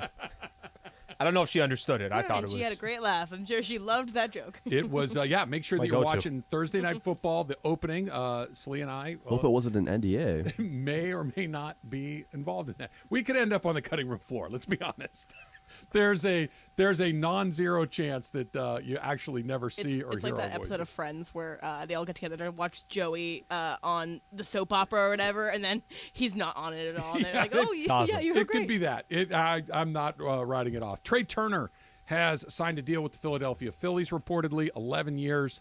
$300 million, a full no trade clause. Congratulations to him. It opens up a hole in the Dodger lineup. It opens up a hole in the Dodger defense. And Slee, man, he was threw it so out good. there. He's fantastic. He was so good for that window with the Dodgers, and that's not me taking anything with Nationals, but obviously we're seeing him every day with the Dodgers. He's so good. It's a great point. He's one of those guys, the more you see him, the more you like him. That Mookie was a lot like that, too. That you knew Mookie's an MVP, so you knew he's a great player. But you're like, wait, this guy's that good? Then I think Trey Turner. You pointed it out. Remember, listen, that trade, the Scherzer deal, and it was – guys, they also got Trey Turner, and you were emphasizing that. They also got Trey Turner. He obviously turned out to be everything as advertised. All right, let's read a couple of these tweets about that. This is from Kobe Forever. It says, I love Trey and his play, but it never felt like he loved being here in L.A. Always felt like he was just a guy here because he had to be. That kind of attitude isn't something I wanted in the locker room for 11 years anyway. Find someone who loves L.A. Couldn't disagree more. First of all, the dude delivered every single night. Yes. And, by the way, by almost universal consensus, was popular in the clubhouse. That people liked it. I have not heard a whisper of anything other than he was a great. He's not an L.A. guy. That doesn't mean he didn't play his ass off. It means that he would rather live in the East Coast, that his family is from the East Coast. That's where he'd rather be. He got 11 years, Slee, no trade, $300 million. On top of that, you only get so many opportunities in free agency to decide where you're going to go. Look, he wasn't playing for the Arizona Diamondbacks. Yep. He was playing for the class of Major League Baseball right now, the Dodgers. So that's probably more of a family decision. At the same time, he's going to an organization that was just in the World Series, so it's not like he's going to a bum squad. He went and got 11 years, $300 million. But Trey's that's a big-time loss, and how the Dodgers replace him is the question now. Paris tweets, whatever. No, dude, it's not a whatever. This is not a whatever. He's going somewhere else. Come on, Dodger fans. Come on. It's not that. Rel Dog says, I knew it was coming, but it still sucks. It's kind of where I am on all of this, which brings us to the next part. Okay, he's gone. Yeah. He's out. Yeah. Where do you go from here? Mm-hmm. And I think where you go from here, and again, Slee, you saw my reaction when we did, I think it's Carlos Correa. When we brought this up, a year ago, that Carlos Correa may be available, that would Dodger fans ever get over it? And it was 99.9% no. I'm looking at the phone calls right now, and it's flipped. Just about everybody that's in on this is like, dude, get over it. Let's move forward. Let's go get Carlos Correa. And I think that's where most Dodger fans will land. Even the ones that hate the idea now, if he plays like Carlos Correa, you'll get over it eventually. Okay, help me understand this one. He is, of all the faces of the Houston Astros, he's one of the faces that Dodger fans despise most. Him, Altuve, Bregman. Those are the three. Those are the three. If I had to look back, we had a tweet, was it Raider Rubin, I think you were saying, about why you guys not mention, why don't the Dodgers get a free pass on this when they won their World Series? The biggest thing missing for the Dodgers in the last 10 years is one World Series. That World Series should have came in 2017. And if every Dodger fan is going to be all upset and how could this have happened, this is, like you said, the three faces that stand out the most from the Houston Astros, and everybody a year ago saying, oh, my God, absolutely not. I mean, I got to be honest with you. If all of a sudden everybody's calling in and saying they're okay with it, that's pretty much – okay, then why make that argument 6 months ago, 3 months ago? You don't even have to go back a year ago. To literally, if we took a poll 3 months ago and you said, do you want Carlos Correa a part of your organization, 90% are going to say no? I think that's about right. And today, if you take that same poll, what do you think it is? 50-50. 50-50. I agree with you. Yeah. That changed quick. And we haven't even gotten there yet. And all of a sudden, all he needs to do is get a couple of big hits, win a playoff game, and it'll change even quicker than that. Let's go to Downey and Jason. Jason, you're on with Trav and Slee. What's up? So I've always said, principle, Trav, you said it's all the principle. Principles do not win World Series, okay? Yep. We obviously let, Trey go, rightfully so, but with no one in line, if Andrew Friedman has him as the next best player, you get him, okay? And to think about, Dodger fans would never accept him or the Dodgers never accept him, Kershaw is probably going to be the only one left on the team. So if he's okay with it and he knows that might be his best chance of getting one last ring before he retires, let's go for it, guys. Knowing that that's the one guy that also helps you lose that ring. Look, thank you, Jason. This could go one of two ways. If, in fact, the Dodgers get Carlos Correa, and according to Bob Nightingale, they are the team that is most likely to get him at this point, for whatever that's worth. It's not Ken Rosenthal, Al. It's Bob Nightingale. So you can figure that one out as you see fit. Sure. It could be that thing. What have I been talking about that the Dodgers need going into this next season? What have I said? Little edge. A little something that makes everybody a little uncomfortable, a little something that's like, I'm not quite sure if I like this or not. I don't know. He might be exactly that. And, oh, by the way, he's a great player. It could also torpedo the clubhouse. It could also be one of those things that Dodger fans do not embrace him, that every time he comes up, he either gets booed or people are very indifferent towards him. Or he's struggling, and everyone churns on him. That would be a disaster, too. So there is risk involved, but the upside is he's the best guy available for the job. And like he said, I don't want it right up until I start thinking about who's the best option, and he's the best option, and I'll get over it. I don't think the Dodgers are a desperate organization. I don't think the Dodgers have a lack of talent. I know Dodgers just lost Trey Turner. I don't want to make it sound like they lost one of the key pieces to that franchise and that organization. So I don't want to get it twisted here. They could be. When you said that, there could be three starters that Tyler Anderson. No. I'm just talking non-pitchers, just straight up position players. Bellinger is gone. Justin Turner may or may not be gone, and Trey Turner is gone. Those are not just three guys. Those are three real guys. I just don't. I don't look at the Dodgers as a franchise that's lacking talent. No, I don't look at the Dodgers. I really do look at them. They are the class of Major League Baseball. It doesn't mean you got to do. Would it hurt to do something a little different every once in a while? No, it's probably good for them to try something a little different because they do not have 2 or 3 World Series that they've cashed in. It's just kind of funny to me that, I mean, if I'm a Dodger fan, I have a very difficult time saying, Carlos Correa, we have absolutely hated you for X amount of years. We pointed the finger at you and Altuve and, just these few guys. There was a lot more people that are on those teams, but those 3 guys stick out the most.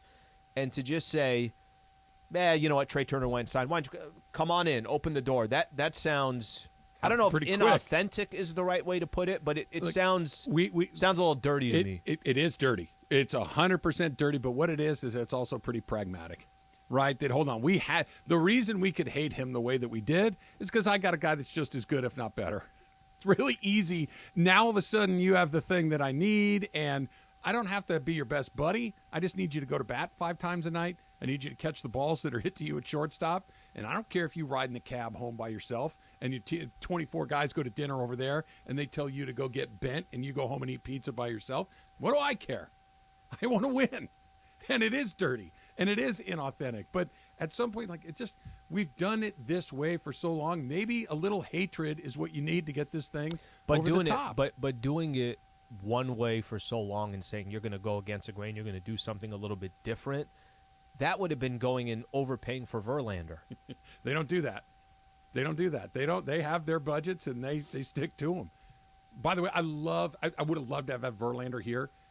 that was the price, $43 million a year for a 40-year-old. I know he just won the Cy Young. He was brilliant, but that feels. What did Scherzer get last year? It's almost identical. The AAV 3 years? is almost identical. He got an extra year. Yeah, and he's, I think, a year or two younger. How was Taylor being a Minnesota Twins fan? Makes sense. Twins, Kings. Everybody knows those two. Vikings and Vikings. All those go together. How was Correa last year? How was Correa? Like when you watch games, not just his personal performance, but like what was the vibe? They go on the road. They go to different places. What was the vibe with him? So I saw one road game in San Diego, and they booed the hell out of him. They hate him. In San Diego. Yeah. Pretty mellow group of people. Twins fans are happy to have him. Did not get ripped off by him directly. There's no connection between the Padres and Correa. It's just that, you're one of those guys from that 2017 go win the World Series. Let's hold our nose. What better way to make up for his sins, though, by giving the Dodgers a World Series win? Yes, redemption. Come on. Yes, let's go. I love that. I'm stealing that. Redemption 2023. All I heard from every Dodger fan this past season was, yeah, that's before redemption, Slee. If the Dodgers don't win it, just make sure it's not the Astros. Yeah, well, that already happened. And so the we got to turn the Astros page already on that. won it. And he wasn't there. It's time for him to get his second World Series, and let's do it in Dodger blue. Can't do it fast enough. All right, Anthony Davis MVP run. Should I start buying it, Slee? It's coming up next. It's Travis Slee, 710 ESPN.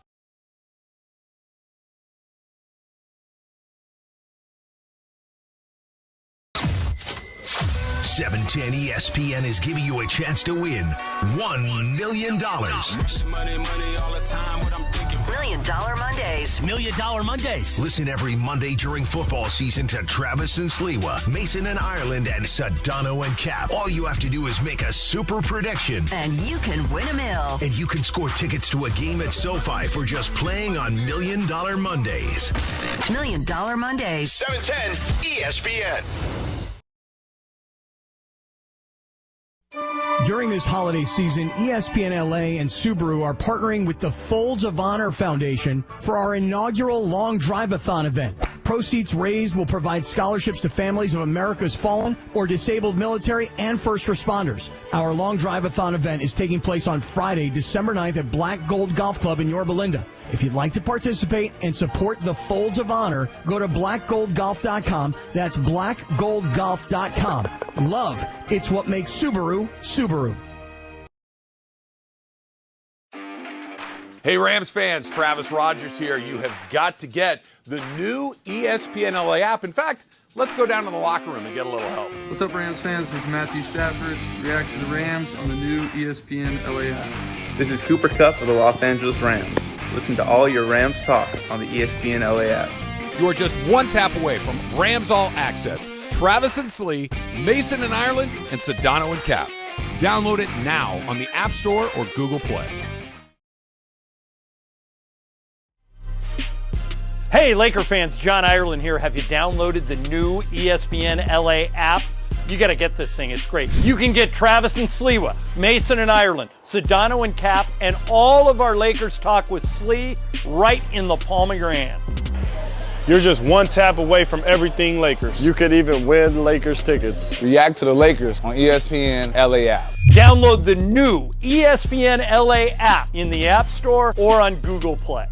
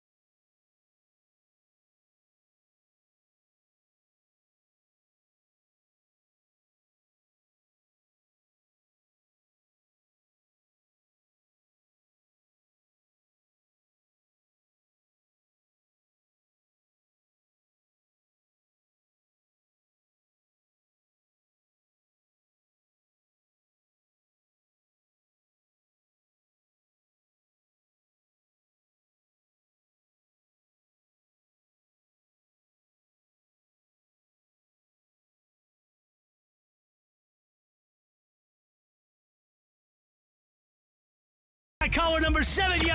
Let's find out who's on the line right now. All right, your chance at $1 million. Plus, you're going to get a pair of tickets to see the Rams and the Broncos on Christmas Day. Caller, are you there? I am here. All right, what's your name? Where are you calling from? My name is Victor. I'm calling from Camarillo. All right, Victor in Camarillo. What's your last name, Victor? Martinez. Victor Martinez in Camarillo. You know how it works. I need a Super Bowl prediction, both the teams and the score. Who do you got? I've got the 49ers beating the Chiefs 30-24. 49ers beating the Chiefs 30-24. Good luck to you, Victor Martinez in Camarillo. Listen every Monday for $1 Million Monday this football season on LA's Mega $1 Million Sports Station. Everybody's got a price. 710 ESPN. Not going to lie, Sliwa. Yeah, a little surprised. Little surprised with the 49er call right there with Jimmy G getting knocked out for the season. They'll be on their Mr. Irrelevant is their starting quarterback Baker right Mayfield. now. Brock Purdy is their quarterback as of today. Could be Baker soon enough.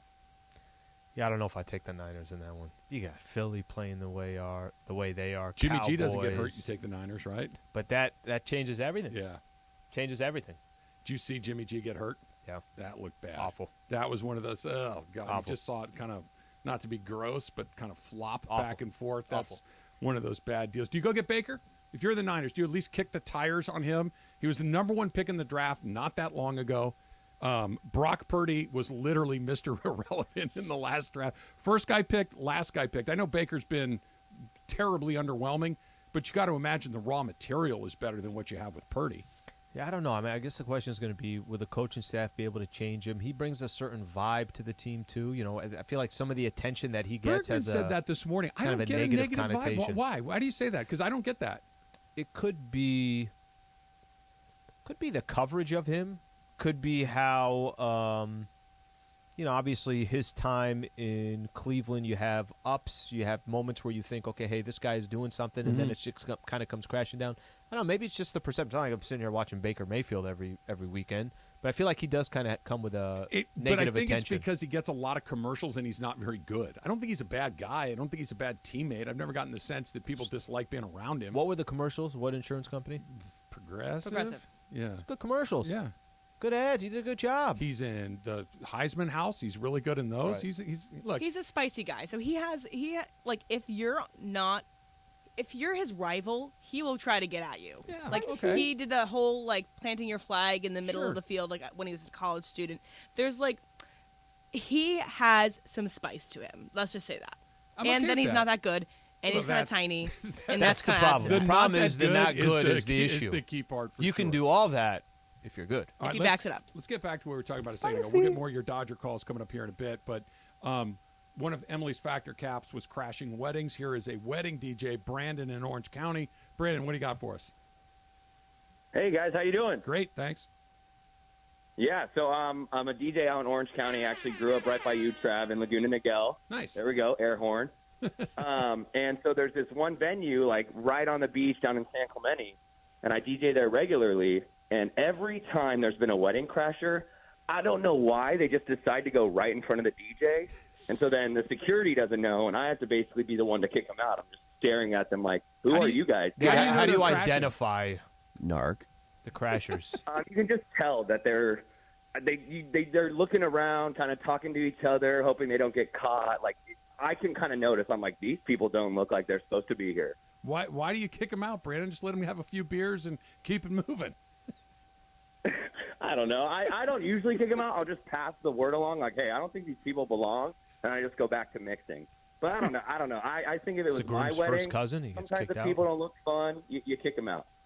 Appreciate the phone call, Brandon. Thanks a bunch. Yeah, I'd let it go. As long as you're not being a knucklehead, as long as you're not picking fights or slamming into the bride on the dance floor. I mean, for all I know, maybe that's part of the job of. I literally have no idea. Do they say, hey, if you find if there's some people hanging out that shouldn't just be trying here, to get they an gotta extra go? tip. He's just trying to get in good graces with the wedding party. Yeah, You've DJ'd weddings. Would you kick anybody out? Never do that. Because Taylor's not a narc. Yeah. Taylor name calling people was awesome. Narc, you stupid narc. But it's I don't know at a wedding usually like the bride and groom probably don't know personally every single person there too, or like guys, it's like your mom's friend's sister kind of thing. Guys, let me just tell you that when it is your wedding day, it is a whirlwind of people, and you recognize less than half of them. That it is what you just described. Sure. You're just getting through. Hey, good to see you. Your best friend from college, sure, you're going to remember him. Your brother's wife, you're going to remember her. But everybody else that's not immediately family, I don't know who those people are. You could mix in for days. You're going to go through the buffet line twice. Not getting into that wedding. Let's try another one here. Let's go to Long Beach and Johnny. Johnny, you're on with Trav and Slee. What's up? Hey, just Trav, Slee, appreciate being able to call in. Slee, I love that you came to the dark side. Ain't no other diehard fans like Raider fans. Just keep beating the Chargers. That's all I want to see. Just keep taking down the Chargers. We got you. But I just wanted to chime in on Trey leaving. I'm just worried about the culture impact. I mean, we had Murderers Row, and he still left. And if they bring in Correa, I mean, what does that say to the rest of the league? It's like the West Coast evil empire gets even more evil. And I got a bunch of buddies that are fans of other teams, and they're already annoyed with us. I was going to say, Johnny, let me ask you this: Are the Dodgers not that already? Well, I mean, I always tell them that, like, well, we got the best of both worlds. We got all the money in the world, and we have the best farm system. So sorry about it. And they're organized. Well, they know what they're doing, and they're running it cleanly. That's all true. Thanks for the call, Johnny. Appreciate that. You're right, but they went out and bought Mookie Betts or traded for him and then paid him $1 trillion.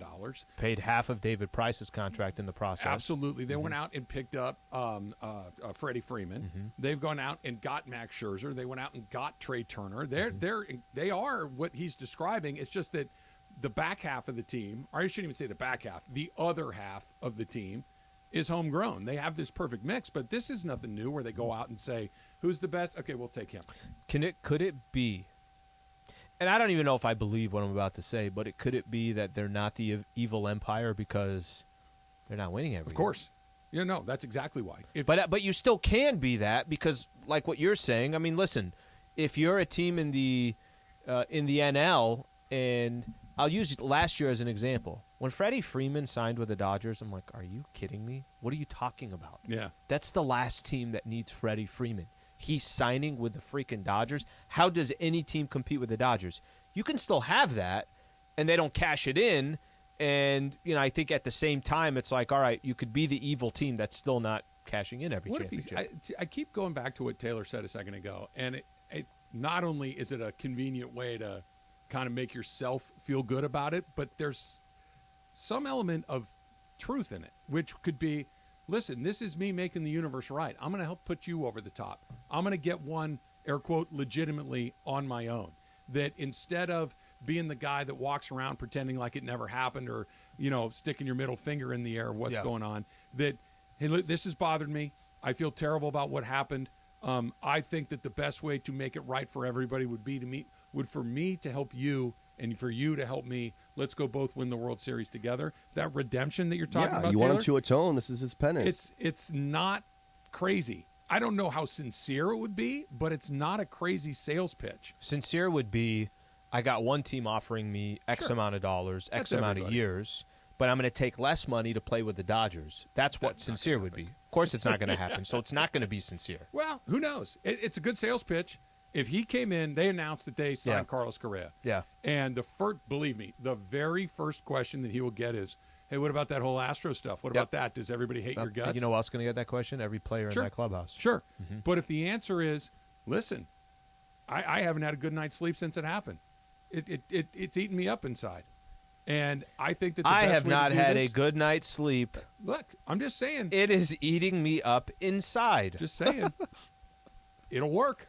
Can I tell you this? It'll work because if the Dodgers fans don't care about the sincerity. If the Dodgers sign Carlos Correa, I want you to never complain about the Astros again in 2017. Oh, that's not going to happen. I get to do whatever I want. For as much as Dodger fans have complained about the Astros in 2017, and then are opening the door for one of the faces of the 2017 squad that cheated, opening it up, saying, "Come right on in, buddy." You're leaving out one. You're 98% of the way there. What is it? You're leaving out the most important part. He's got to win. If they lose in the World Series again, hell yes, I'm complaining. If they win the World Series, done deal. If the Dodgers use Carlos Correa to get that World Series, I'm with you. You still believe in the baseball gods after the Astros winning the World Series. You're always going to be. You're always going to have faith on that baseball gods. You're a man of faith, yes? Yes. Yeah. Do you only believe it when the good things happen? No, you can't do it that way. Exactly. Yeah. So what's the difference? The difference is the Dodgers won 111 games. What's the difference? A bad thing happened. I still lost believe. in the first round. Yeah. And the Astros won a World Series to help them kind of take a little bit of that taste out in 2017. Yeah. Listen, you believe what you believe in. What I'm telling you is that you'll always believe in the baseball gods. Yes. If that scenario broke out, then you will always believe in that. I'm a true believer. Yeah, I don't understand why you're trying to shake my faith. The gods are mean. They're vengeful. They do bad things more often than not, but occasionally they'll give you one. Sometimes else. people are completely into their faith, and they need to step away for a little bit. Not me. I think you got to step away from your faith a little bit. I'm going to start going around here with a collection plate and make you throw baseball cards in it. That's how we fund the church of the baseball god church. It's 1978 tops thrown into the collection plate. That's how. And I'm going to. What's the thing that you swing back and forth with the smoke? What's that called? Because mine's incense. But the actual apparatus. I don't know what it's called. I don't know what the actual apparatus is, but yeah, right. One of those, and it'll shoot like Cracker Jacks out the side. that's how we'll do it. By the way, that's a good church. I'd go have an organ instead of beer. Instead of holy water, it's beer. Just like beer and nachos instead of water and wine and bread. They're just selling peanuts at 15 minutes into the mass. We'll have vendors. Yes, so we can wear your hat. Everything about it is a good deal. Might be coming. AD MVP. Believe it. It's coming up next. It's Travis Lee, 7.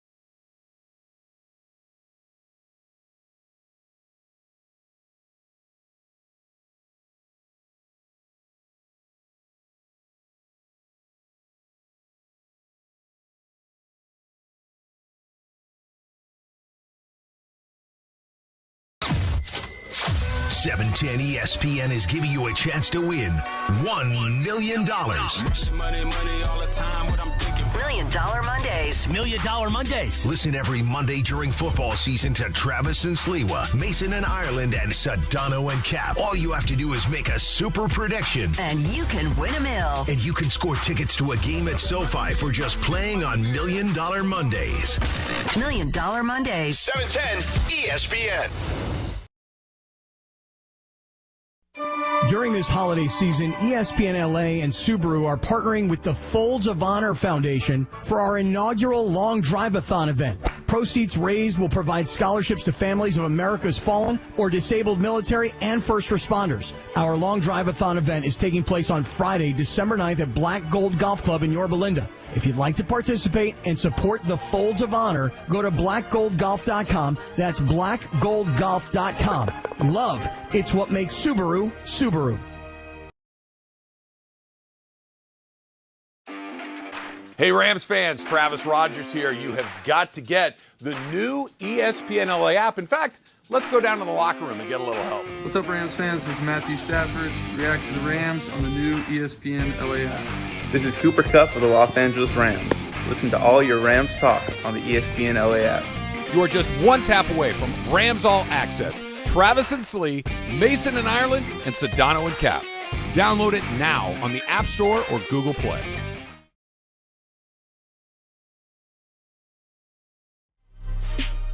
Hey, Laker fans, John Ireland here. Have you downloaded the new ESPNLA app?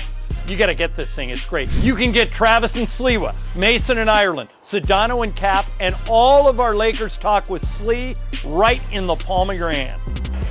You're just one tap away from everything Lakers. You could even win Lakers tickets. React to the Lakers on ESPNLA app. Download the new ESPNLA app in the App Store or on Google Play. Football fans, want to win $100 for picking 5 games against the spread? Just download the Cover 5 app for free. Compete with Travis and Sliwa each week for a chance to win $100. Here's what you need to do. Download the Cover 5 app, use the code TS22 to join our show league and start having fun all season long.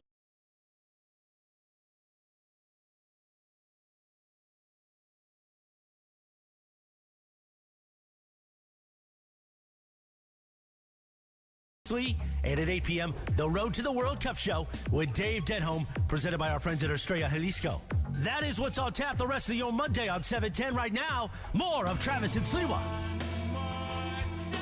I figured it out, Slee. Carlos Correa, fine, whatever. What they should just do is pull the trigger and get a deal done for Ohtani. Just like the baseball news is popping, let's just get Ohtani and Dodger Blue, and you got an anchor for your rotation. You've got a DH that's going to hit 50 home runs. Problem solved. Are you surprised we've heard nothing about any of the Angels' ownership, guys interested or groups interested? Sometimes that stuff, I wouldn't be surprised had we heard it. You think it just drops when it happens? It might. Sometimes you'll hear all the rumblings that this guy's, and like when the Clippers went for sale, there was bidding war publicly, basically. And everyone knew. Yeah. And everyone knew, but sometimes it's just, sold. You never really know. It kind of goes both ways. It's not in my crystal ball, guys. If you're going to ask me, you got to ask me, and I can do all these prophecies for you. I can do some palm readings. Every Thursday, I think for maybe $5, I'll do a palm reading for you. That's not a bad deal. It's like your own version of Cameo. Yep, exactly. You should get the thing that wraps around your head like Miss Cleo. Yes, I should get that. Also, I have use one of the studios for like a fortune teller. We'll set the whole thing up. I have the answer for what you were asking was the incense chain thing. The apparatus? Yes, it's called a thurible. Thurible is a metal censer suspended from chains in which incense is burned during worship services. It is used in Christian churches, including the Roman Catholic Church. Yeah.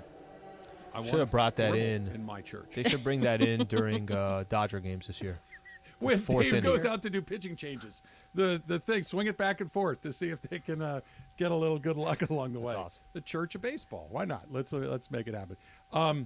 So AD's just the best player in the league? They're just going to sit here and that's normal now? Because he is, at least for the last 3 weeks, Al. There hasn't been anybody in the league that's been better than Anthony Davis. And not just great play, incredibly exciting and fun to watch, which for me is the best part of it. It's just really fun to turn on a Laker game for the first time in a very long time. So let me do this, and I know there's a couple ways to do this. I just want to spend a quick second talking about the Lakers weekend, and then Anthony Davis will be the foundation of it. All right, so they go into Milwaukee on Friday night. Friday night they went to Milwaukee, put up 133 against the Bucks. By the way, Giannis had 40. Jrue Holiday had 28. Chris Middleton came back, and it's going to take a second for him to come back. But he came back. He was good, 17-7 for him. But the Lakers walked into Milwaukee and got a win, and Anthony Davis was the best player on the floor. He had 44 points, 10 rebounds, 3 block shots. 44. And not because Giannis wasn't there or didn't play well. It's he outplayed Giannis. Outplayed Giannis really well. If when the game ended, you said, all right, guys, pick one player tonight, just tonight, who was the best player on the floor? It was Anthony Davis. Sure. All right, then there's a game last night or yesterday afternoon. Lakers go up against the Washington Wizards. The Wizards are not a good team. They think they've lost 6 or 7. Bradley Beal played 3 minutes, hurt his hamstring, was out the rest of the game. So let's I'm not going to try to pretend like that was a big win for the Lakers. AD had 55 and 17. AD had 55 and 17 coming off the 44 and whatever it was against the Milwaukee Bucks. These 8 games that the Lakers have won in the last 10, he's averaged, I think, 35 and 15 over that stretch of 10 games. It's not a coincidence that the Lakers have won 8 of their last 10 games, and Anthony Davis has done this. You keep asking the question of, okay, well, is this it? Is this Anthony Davis? Are we getting to what Laker fans and what the front office had thought was going to start happening 2 years ago after they won the championship of, during the championship season. He was terrific. He was terrific there, but at some point it was, okay, AD's going to take over the franchise, Sure. right? Hasn't happened. He's played basically half the games the last 2 years.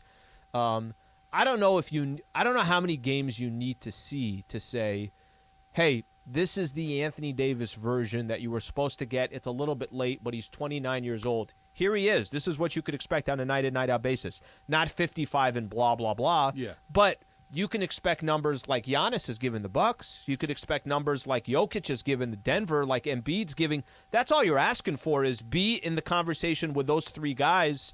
I don't know if you need 20 games, 40 games, 50 games, but I know over the last 10 games he's been the best player in the NBA. More than 10 is the answer. I can't tell you what the high side of it is, but I just keep waiting for what I've seen previously to happen again. It's the exact same thing we saw in reverse, right? That when Anthony Davis showed up and teamed up with LeBron James, you looked at that duo and you're like, oh, yeah, this is going to be great.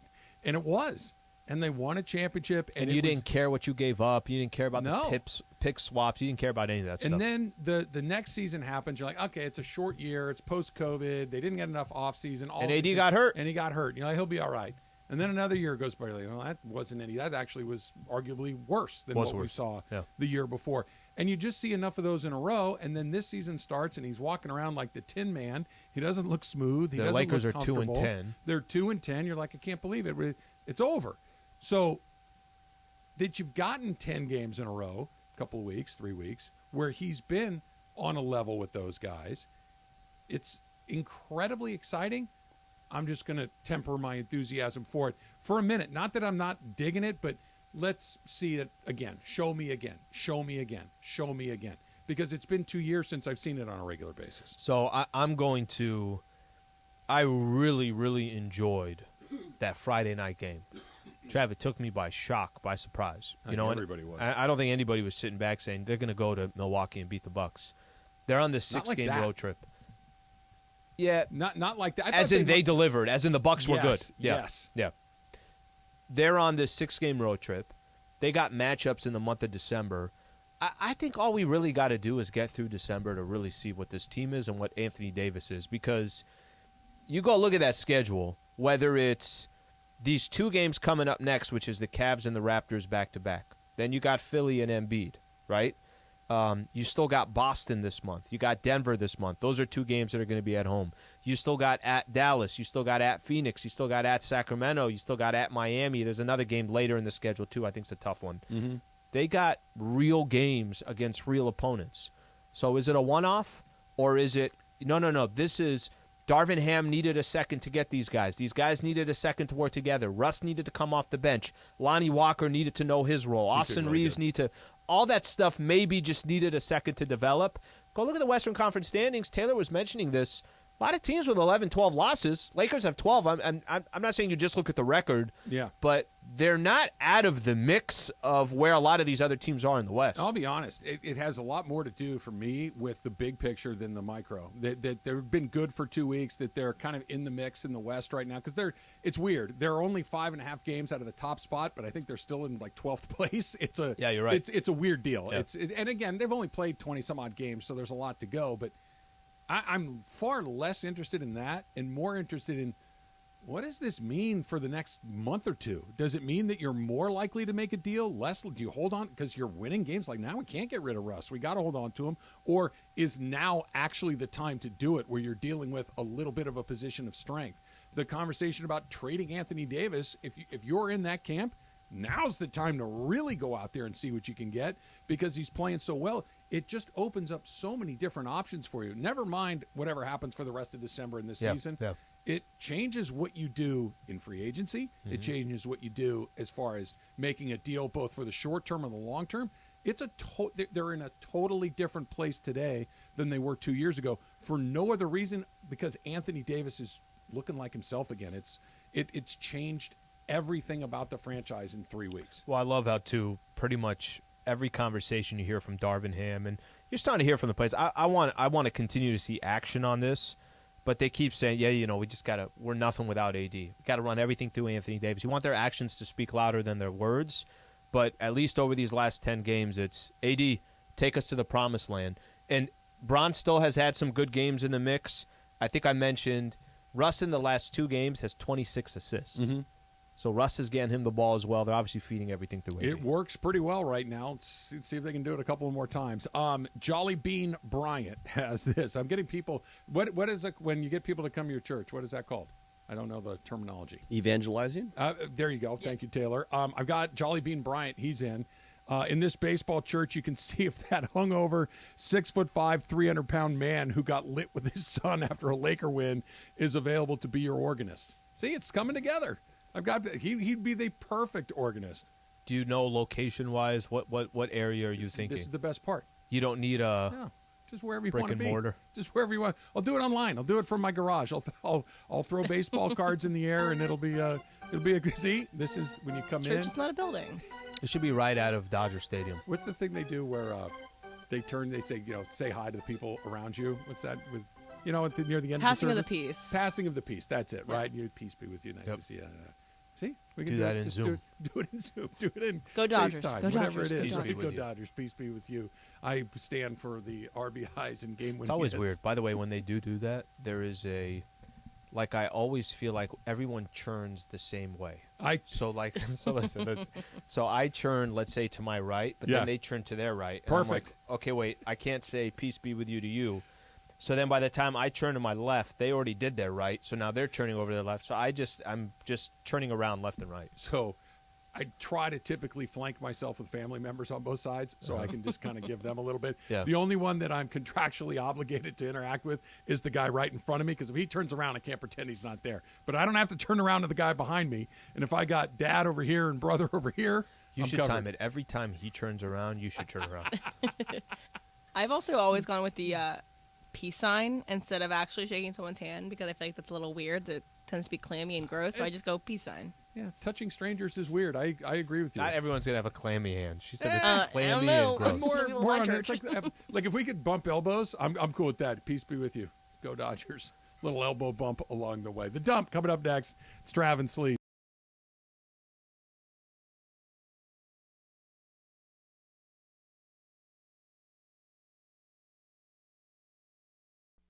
During this holiday season, ESPNLA and Subaru are partnering with the Folds of Honor Foundation for our inaugural Long Drive-a-thon event. Proceeds raised will provide scholarships to families of America's fallen or disabled military and first responders. Our Long Drive-a-thon event is taking place on Friday, December 9th at Black Gold Golf Club in Yorba Linda. If you'd like to participate and support the Folds of Honor, go to blackgoldgolf.com. That's blackgoldgolf.com. Love, it's what makes Subaru, Subaru.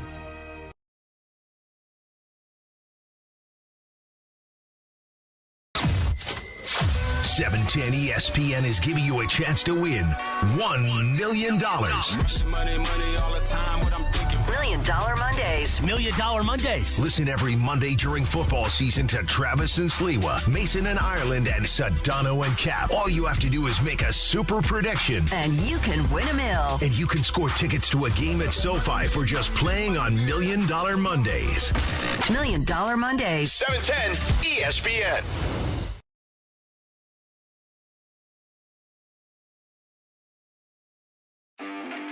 Hey, Rams fans, Travis Rogers here. You have got to get the new ESPNLA app. In fact, let's go down to the locker room and get a little help. What's up, Rams fans? This is Matthew Stafford. React to the Rams on the new ESPNLA app. This is Cooper Kupp of the Los Angeles Rams.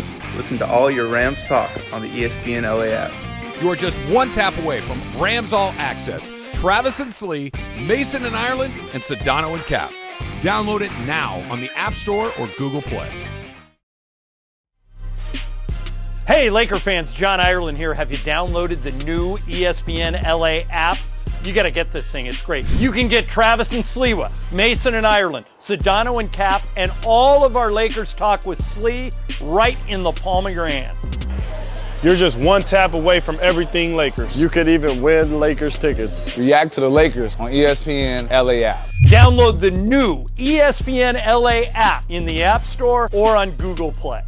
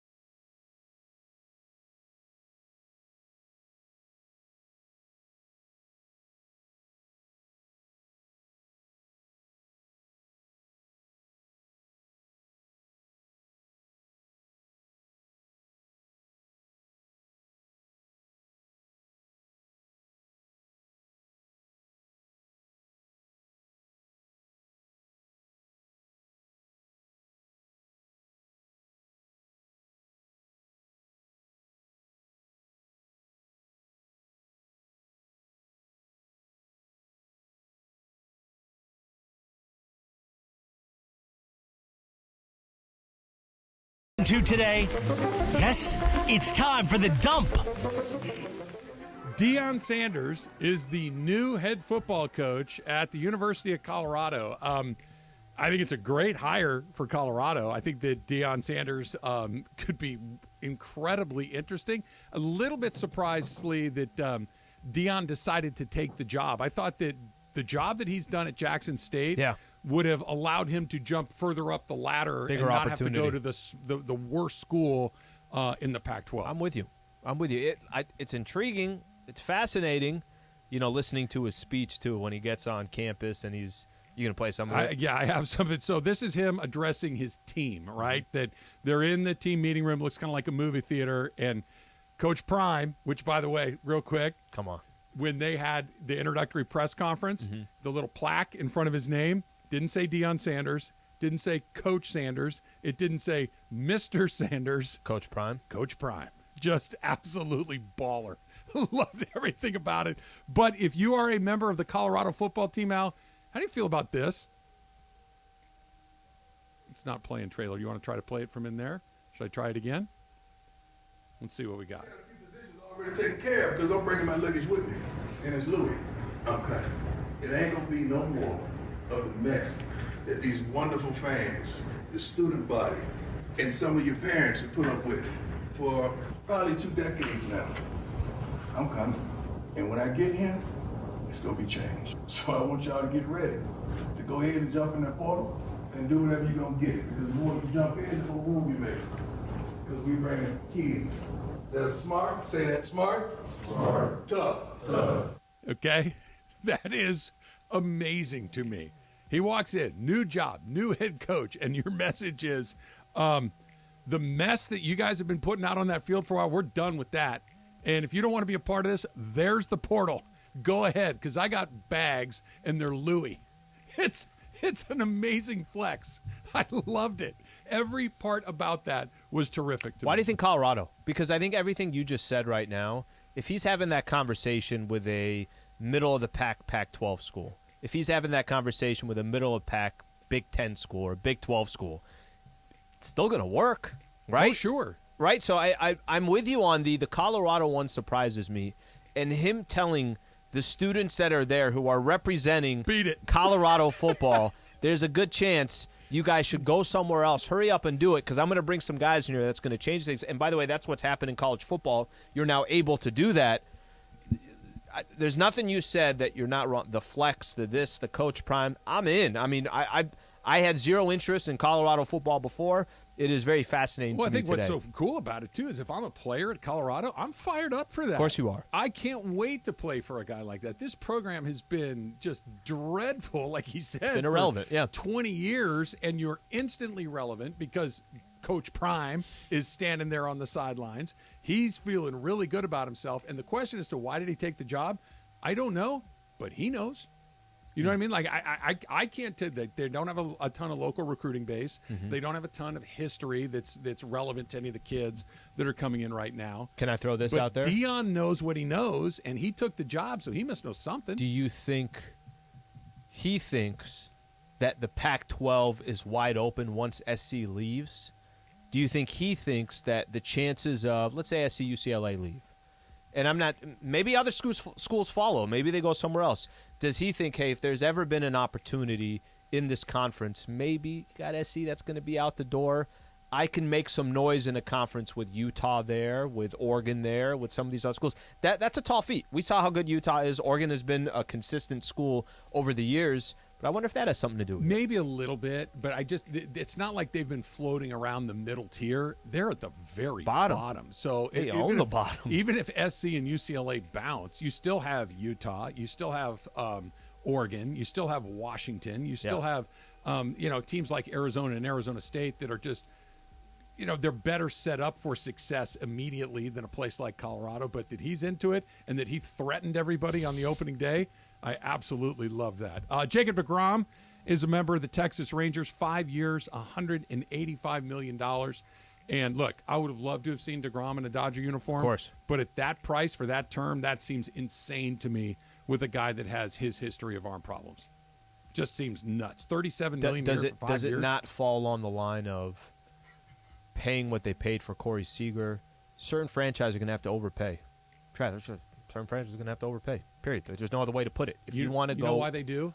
Because they do stuff like this. Well, they have to overpay because they're just not an attractive destination. Let me attract you with the dollars. I get it, but the problem is the reason they're not an attractive destination is because they keep doing. Or things the reason like they're this. not good is because they keep doing things like this. The Tampa Bay Rays don't have any money to spend. They don't do stuff like this, but they're usually pretty good because they've got a functioning organization. The Rangers just keep barfing money. Would you rather have DeGrom for 5 years, 185, or Verlander for his 2 years? Verlander. Because of the 2 years? The 2 years, and I think the difference between the two of them at their best is negligible. They're both extraordinarily good. How long is what? How old is DeGrom? 35. He's younger, but he's constantly hurt. No, I know. Verlander's been pretty durable. You know, I know he missed an entire season last year, but he comes back. He wins the Cy Young right away. Pitched the whole season. Was pretty healthy. I don't think they would you go the other way? No, I think Verlander is, but I think it's the terms that make the Verlander thing a lot easier, even though he's 5 years older. So, Good Will Hunting came out on this day in 1997. Good movie. It was Good Will Hunting was. It's one of those things too. You watch it back again, I'm like, yeah, I really like this. That movie is, what are we going, 25 years old right now? That can't be true. There's no way that movie was made 25 years ago. Every time we do these, by the way, I'm with you. That you look at it and you're like, no, that can't be. Fred McGriff is in the Hall of Fame. Barry Bonds and Roger Clemens are not, but Fred McGriff is going through the crime dog, Slee. He gives this his full endorsement. Do you know what that means? When I say Fred McGriff and I give this my full endorsement, Mace, do you know what that is? Some commercial? He did this weird training video for these little leaguers, right? Where he puts on this hat that you could tell they gave him 6 seconds before the camera started. Okay. And it looks like hostage footage. He goes, I give this my full endorsement. It's unbelievably awkward. Let's do a little Supercross talk.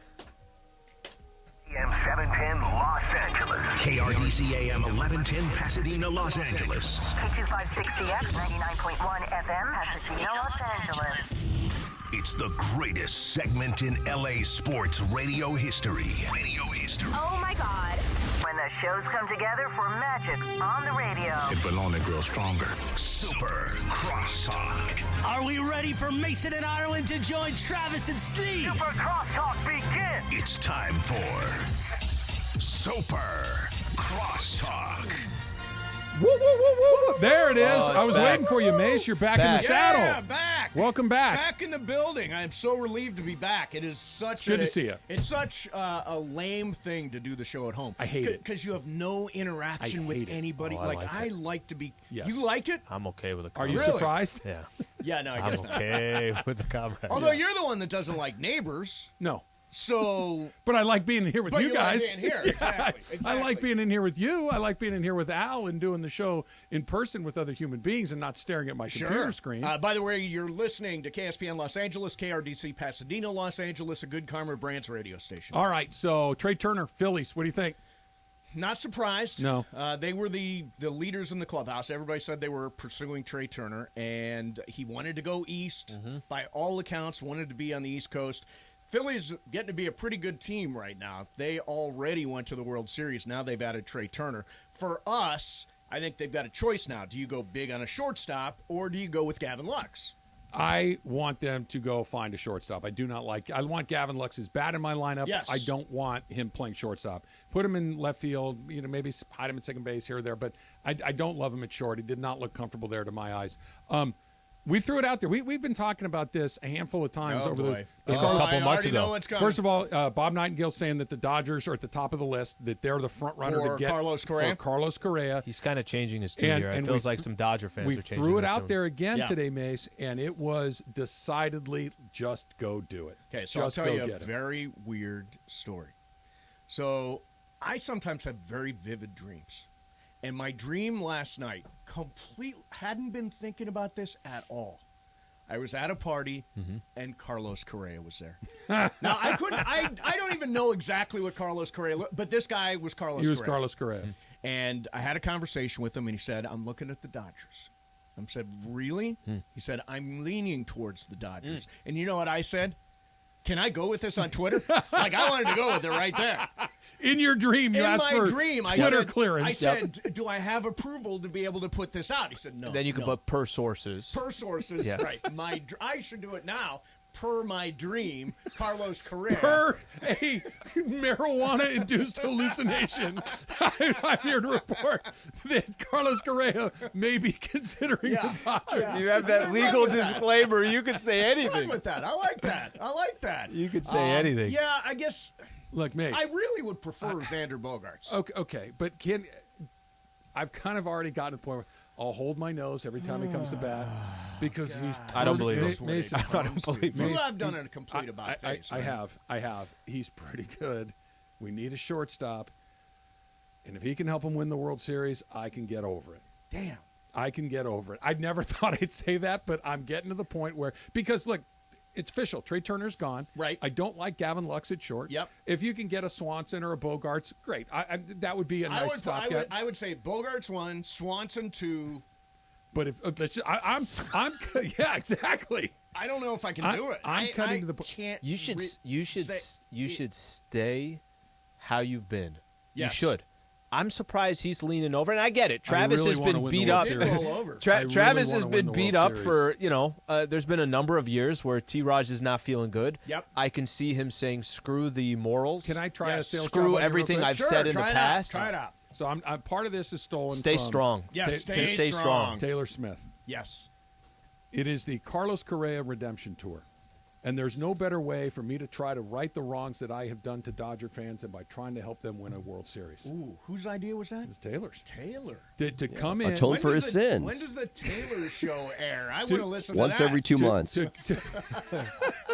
To come in and say, I haven't had a good night's sleep in 3 years, 4 years, 5 years. Oh. And I'm here to tell you the way that I can make it right with Dodger fans, the way that I can make it right with myself is to help them get the World Series that they didn't get in 2017. Because Correa's going to say he hasn't had a good night's sleep in X amount of years. Well, look, if you wrote that down for him, if you wrote that as a script, and he read it at the opening press conference, I would say, well, he seems like a nice guy. He's very remorseful about it. He's very remorseful. Thank you.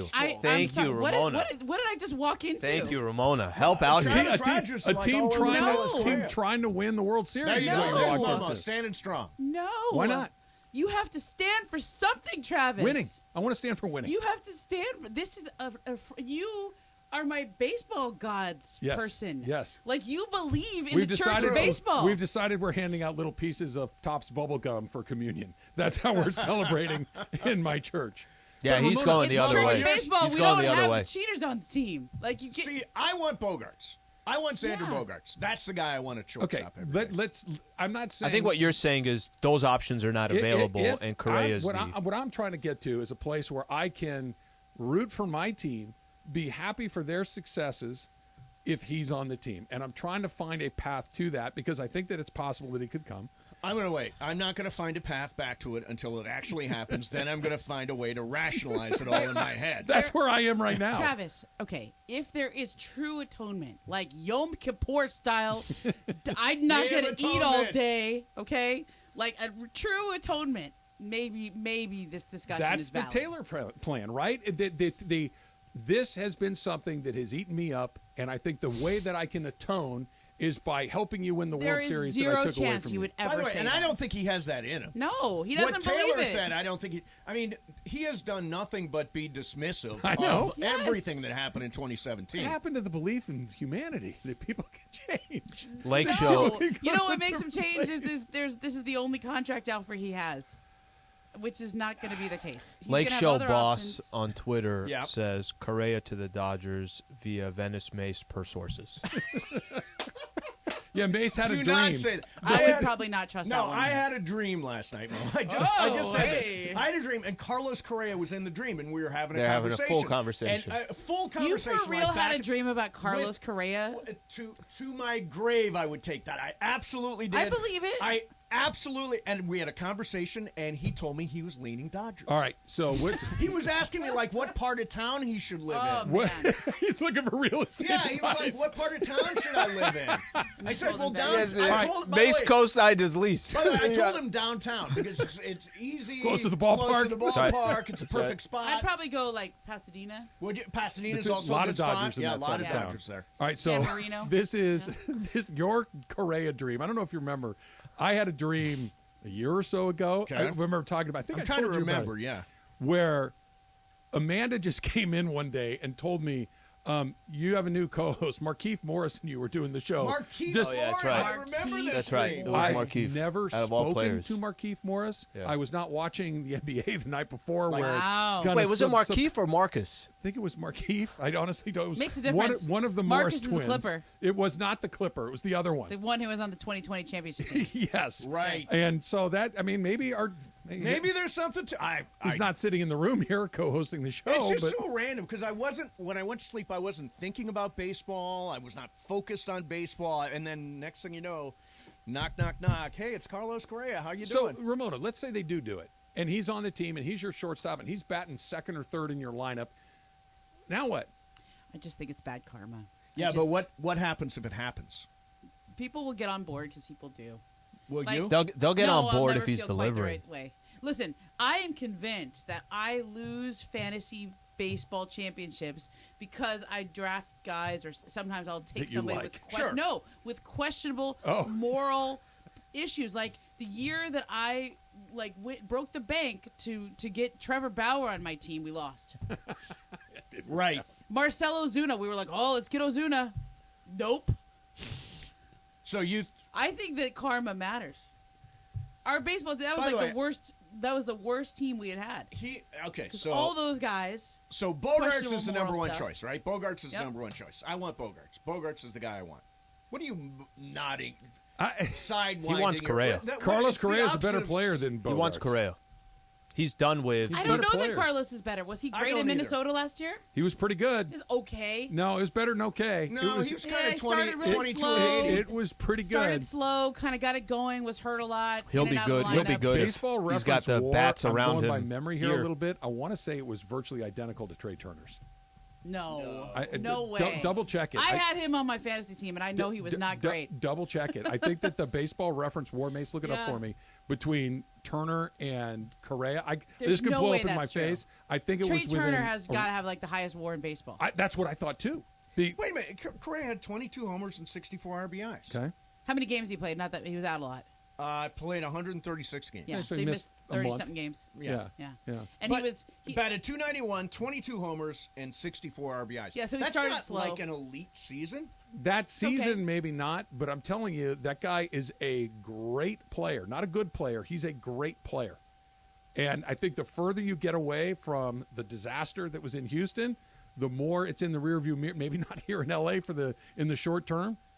I'm telling you, Mace. he's the best option on the board to me. I will, whether this matters or it doesn't. Yep. Went to a Dodgers-Twins game during the season. Okay, I thought you were going to tell me I had a dream. Went to the Ken Dodgers-Twins Herbeck was game in during it. the season. And there was a moment in the game, I don't know, 5th, 6th inning, and I went and I'm like, all right, I'm going to go take a lap around Dodger Stadium. And by the time I got to where I'm behind home plate, Yeah. or it's probably like down the first base side, Correa comes to the plate. You would have thought he was with the Astros, Yep. and it was Game 6 of the World Series, and Correa was coming to bat. No, this was a meaningless game in August when the Dodgers already had a 25-game lead in the division. Right. They felt a certain way, and it wasn't, hey, there's a fan over there that's upset, and there's a fan over there that's upset. Whole building.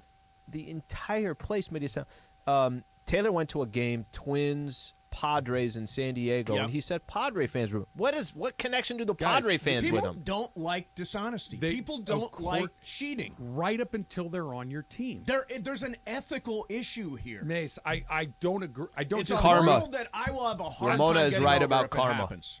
Barry Bonds was universally loved in San Francisco. Universally Disliked loved. everyone. Disliked Still, everyone. by the way, Hall of Fame voting over the weekend, Of course. disliked. Of course he was. But Yeah. my point is that when he's wearing your uniform, regardless of all of the terrible things that they may or may not have done, people get on board fast. I'm just kind of cutting out the You have middleman. to say the here. right things, though. Like, if there's true atonement, true acknowledgement, I think people will come around. Okay, but I let's don't say believe he that doesn't. he's capable of that. Let's say he doesn't. Let's say he is incapable of doing it, right? Yep. But let's say he comes in and he goes and balls and out. He's just really damn good, and he's batting third in your lineup and knocking guys in. He's playing a really good shortstop, and maybe when he comes in the dugout, no one gives him a high five, and he just goes and sits by himself. But he's balling. People will come around. I'm trying to think of who is still on the team from Kershaw.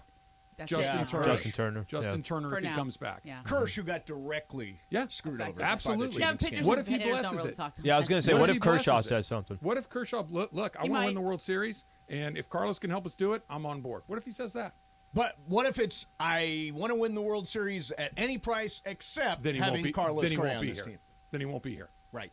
Yeah, I really do think if that's what he said, they'd kill it on the spot. Yeah. I really hope you have another dream with him just to ask some follow-up questions. Last follow-up. Just- Do an entire interview. I mean, I Carlos have Correa. lots of dreams. I have lots of really weird I have dreams. super lucid dreams. Me too. Don't say anything because there are a couple of questions about dreams on the Wheel of I Questions. like it. today. And by the way, I have brought in your new look. Oh, nice. What do you got? We decided that for the new year, I am going to dress like Steve Jobs, wear the same thing every single day to make it easy. Black Don't pants, you already? black Feel how comfortable it feels. Oh, that sounds He's going to be the man in black. I kind of do. Yeah, I wear a different hoodie every day. So do I. I know it's not I wear a little half zip or a hoodie and jeans. Doesn't that feel 90% comfortable? of the time. That does Same feel here. comfortable. Feels really soft and- nice. yeah.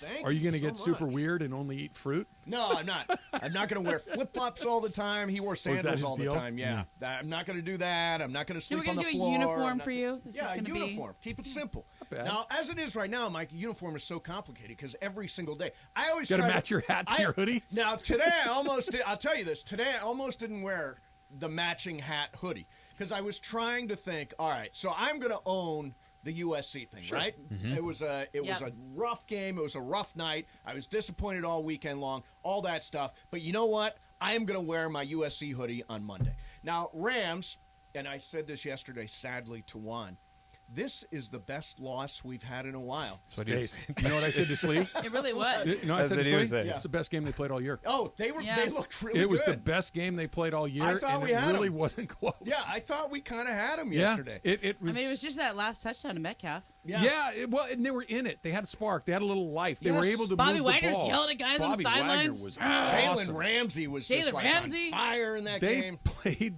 as well as a team could play, minus 13 starters. Right, exactly. That's about the best thing you can Yeah. say. They competed. They had a chance to win. And I think I said this to you. I really thought there was a chance that they might not win a game the rest of the season. They're going to win a couple of games. Having seen the way that they looked think so? yesterday, Yeah. I think they can beat the Broncos for is- sure. Oh, Broncos. That's the Christmas most Day, yeah. winnable. I think that they got a chance to beat Seattle up there. They just played I don't Seattle. think so. They got a chance to beat the Raiders on Thursday. Raiders are playing pretty well. Yeah. Now, the Raiderness of it all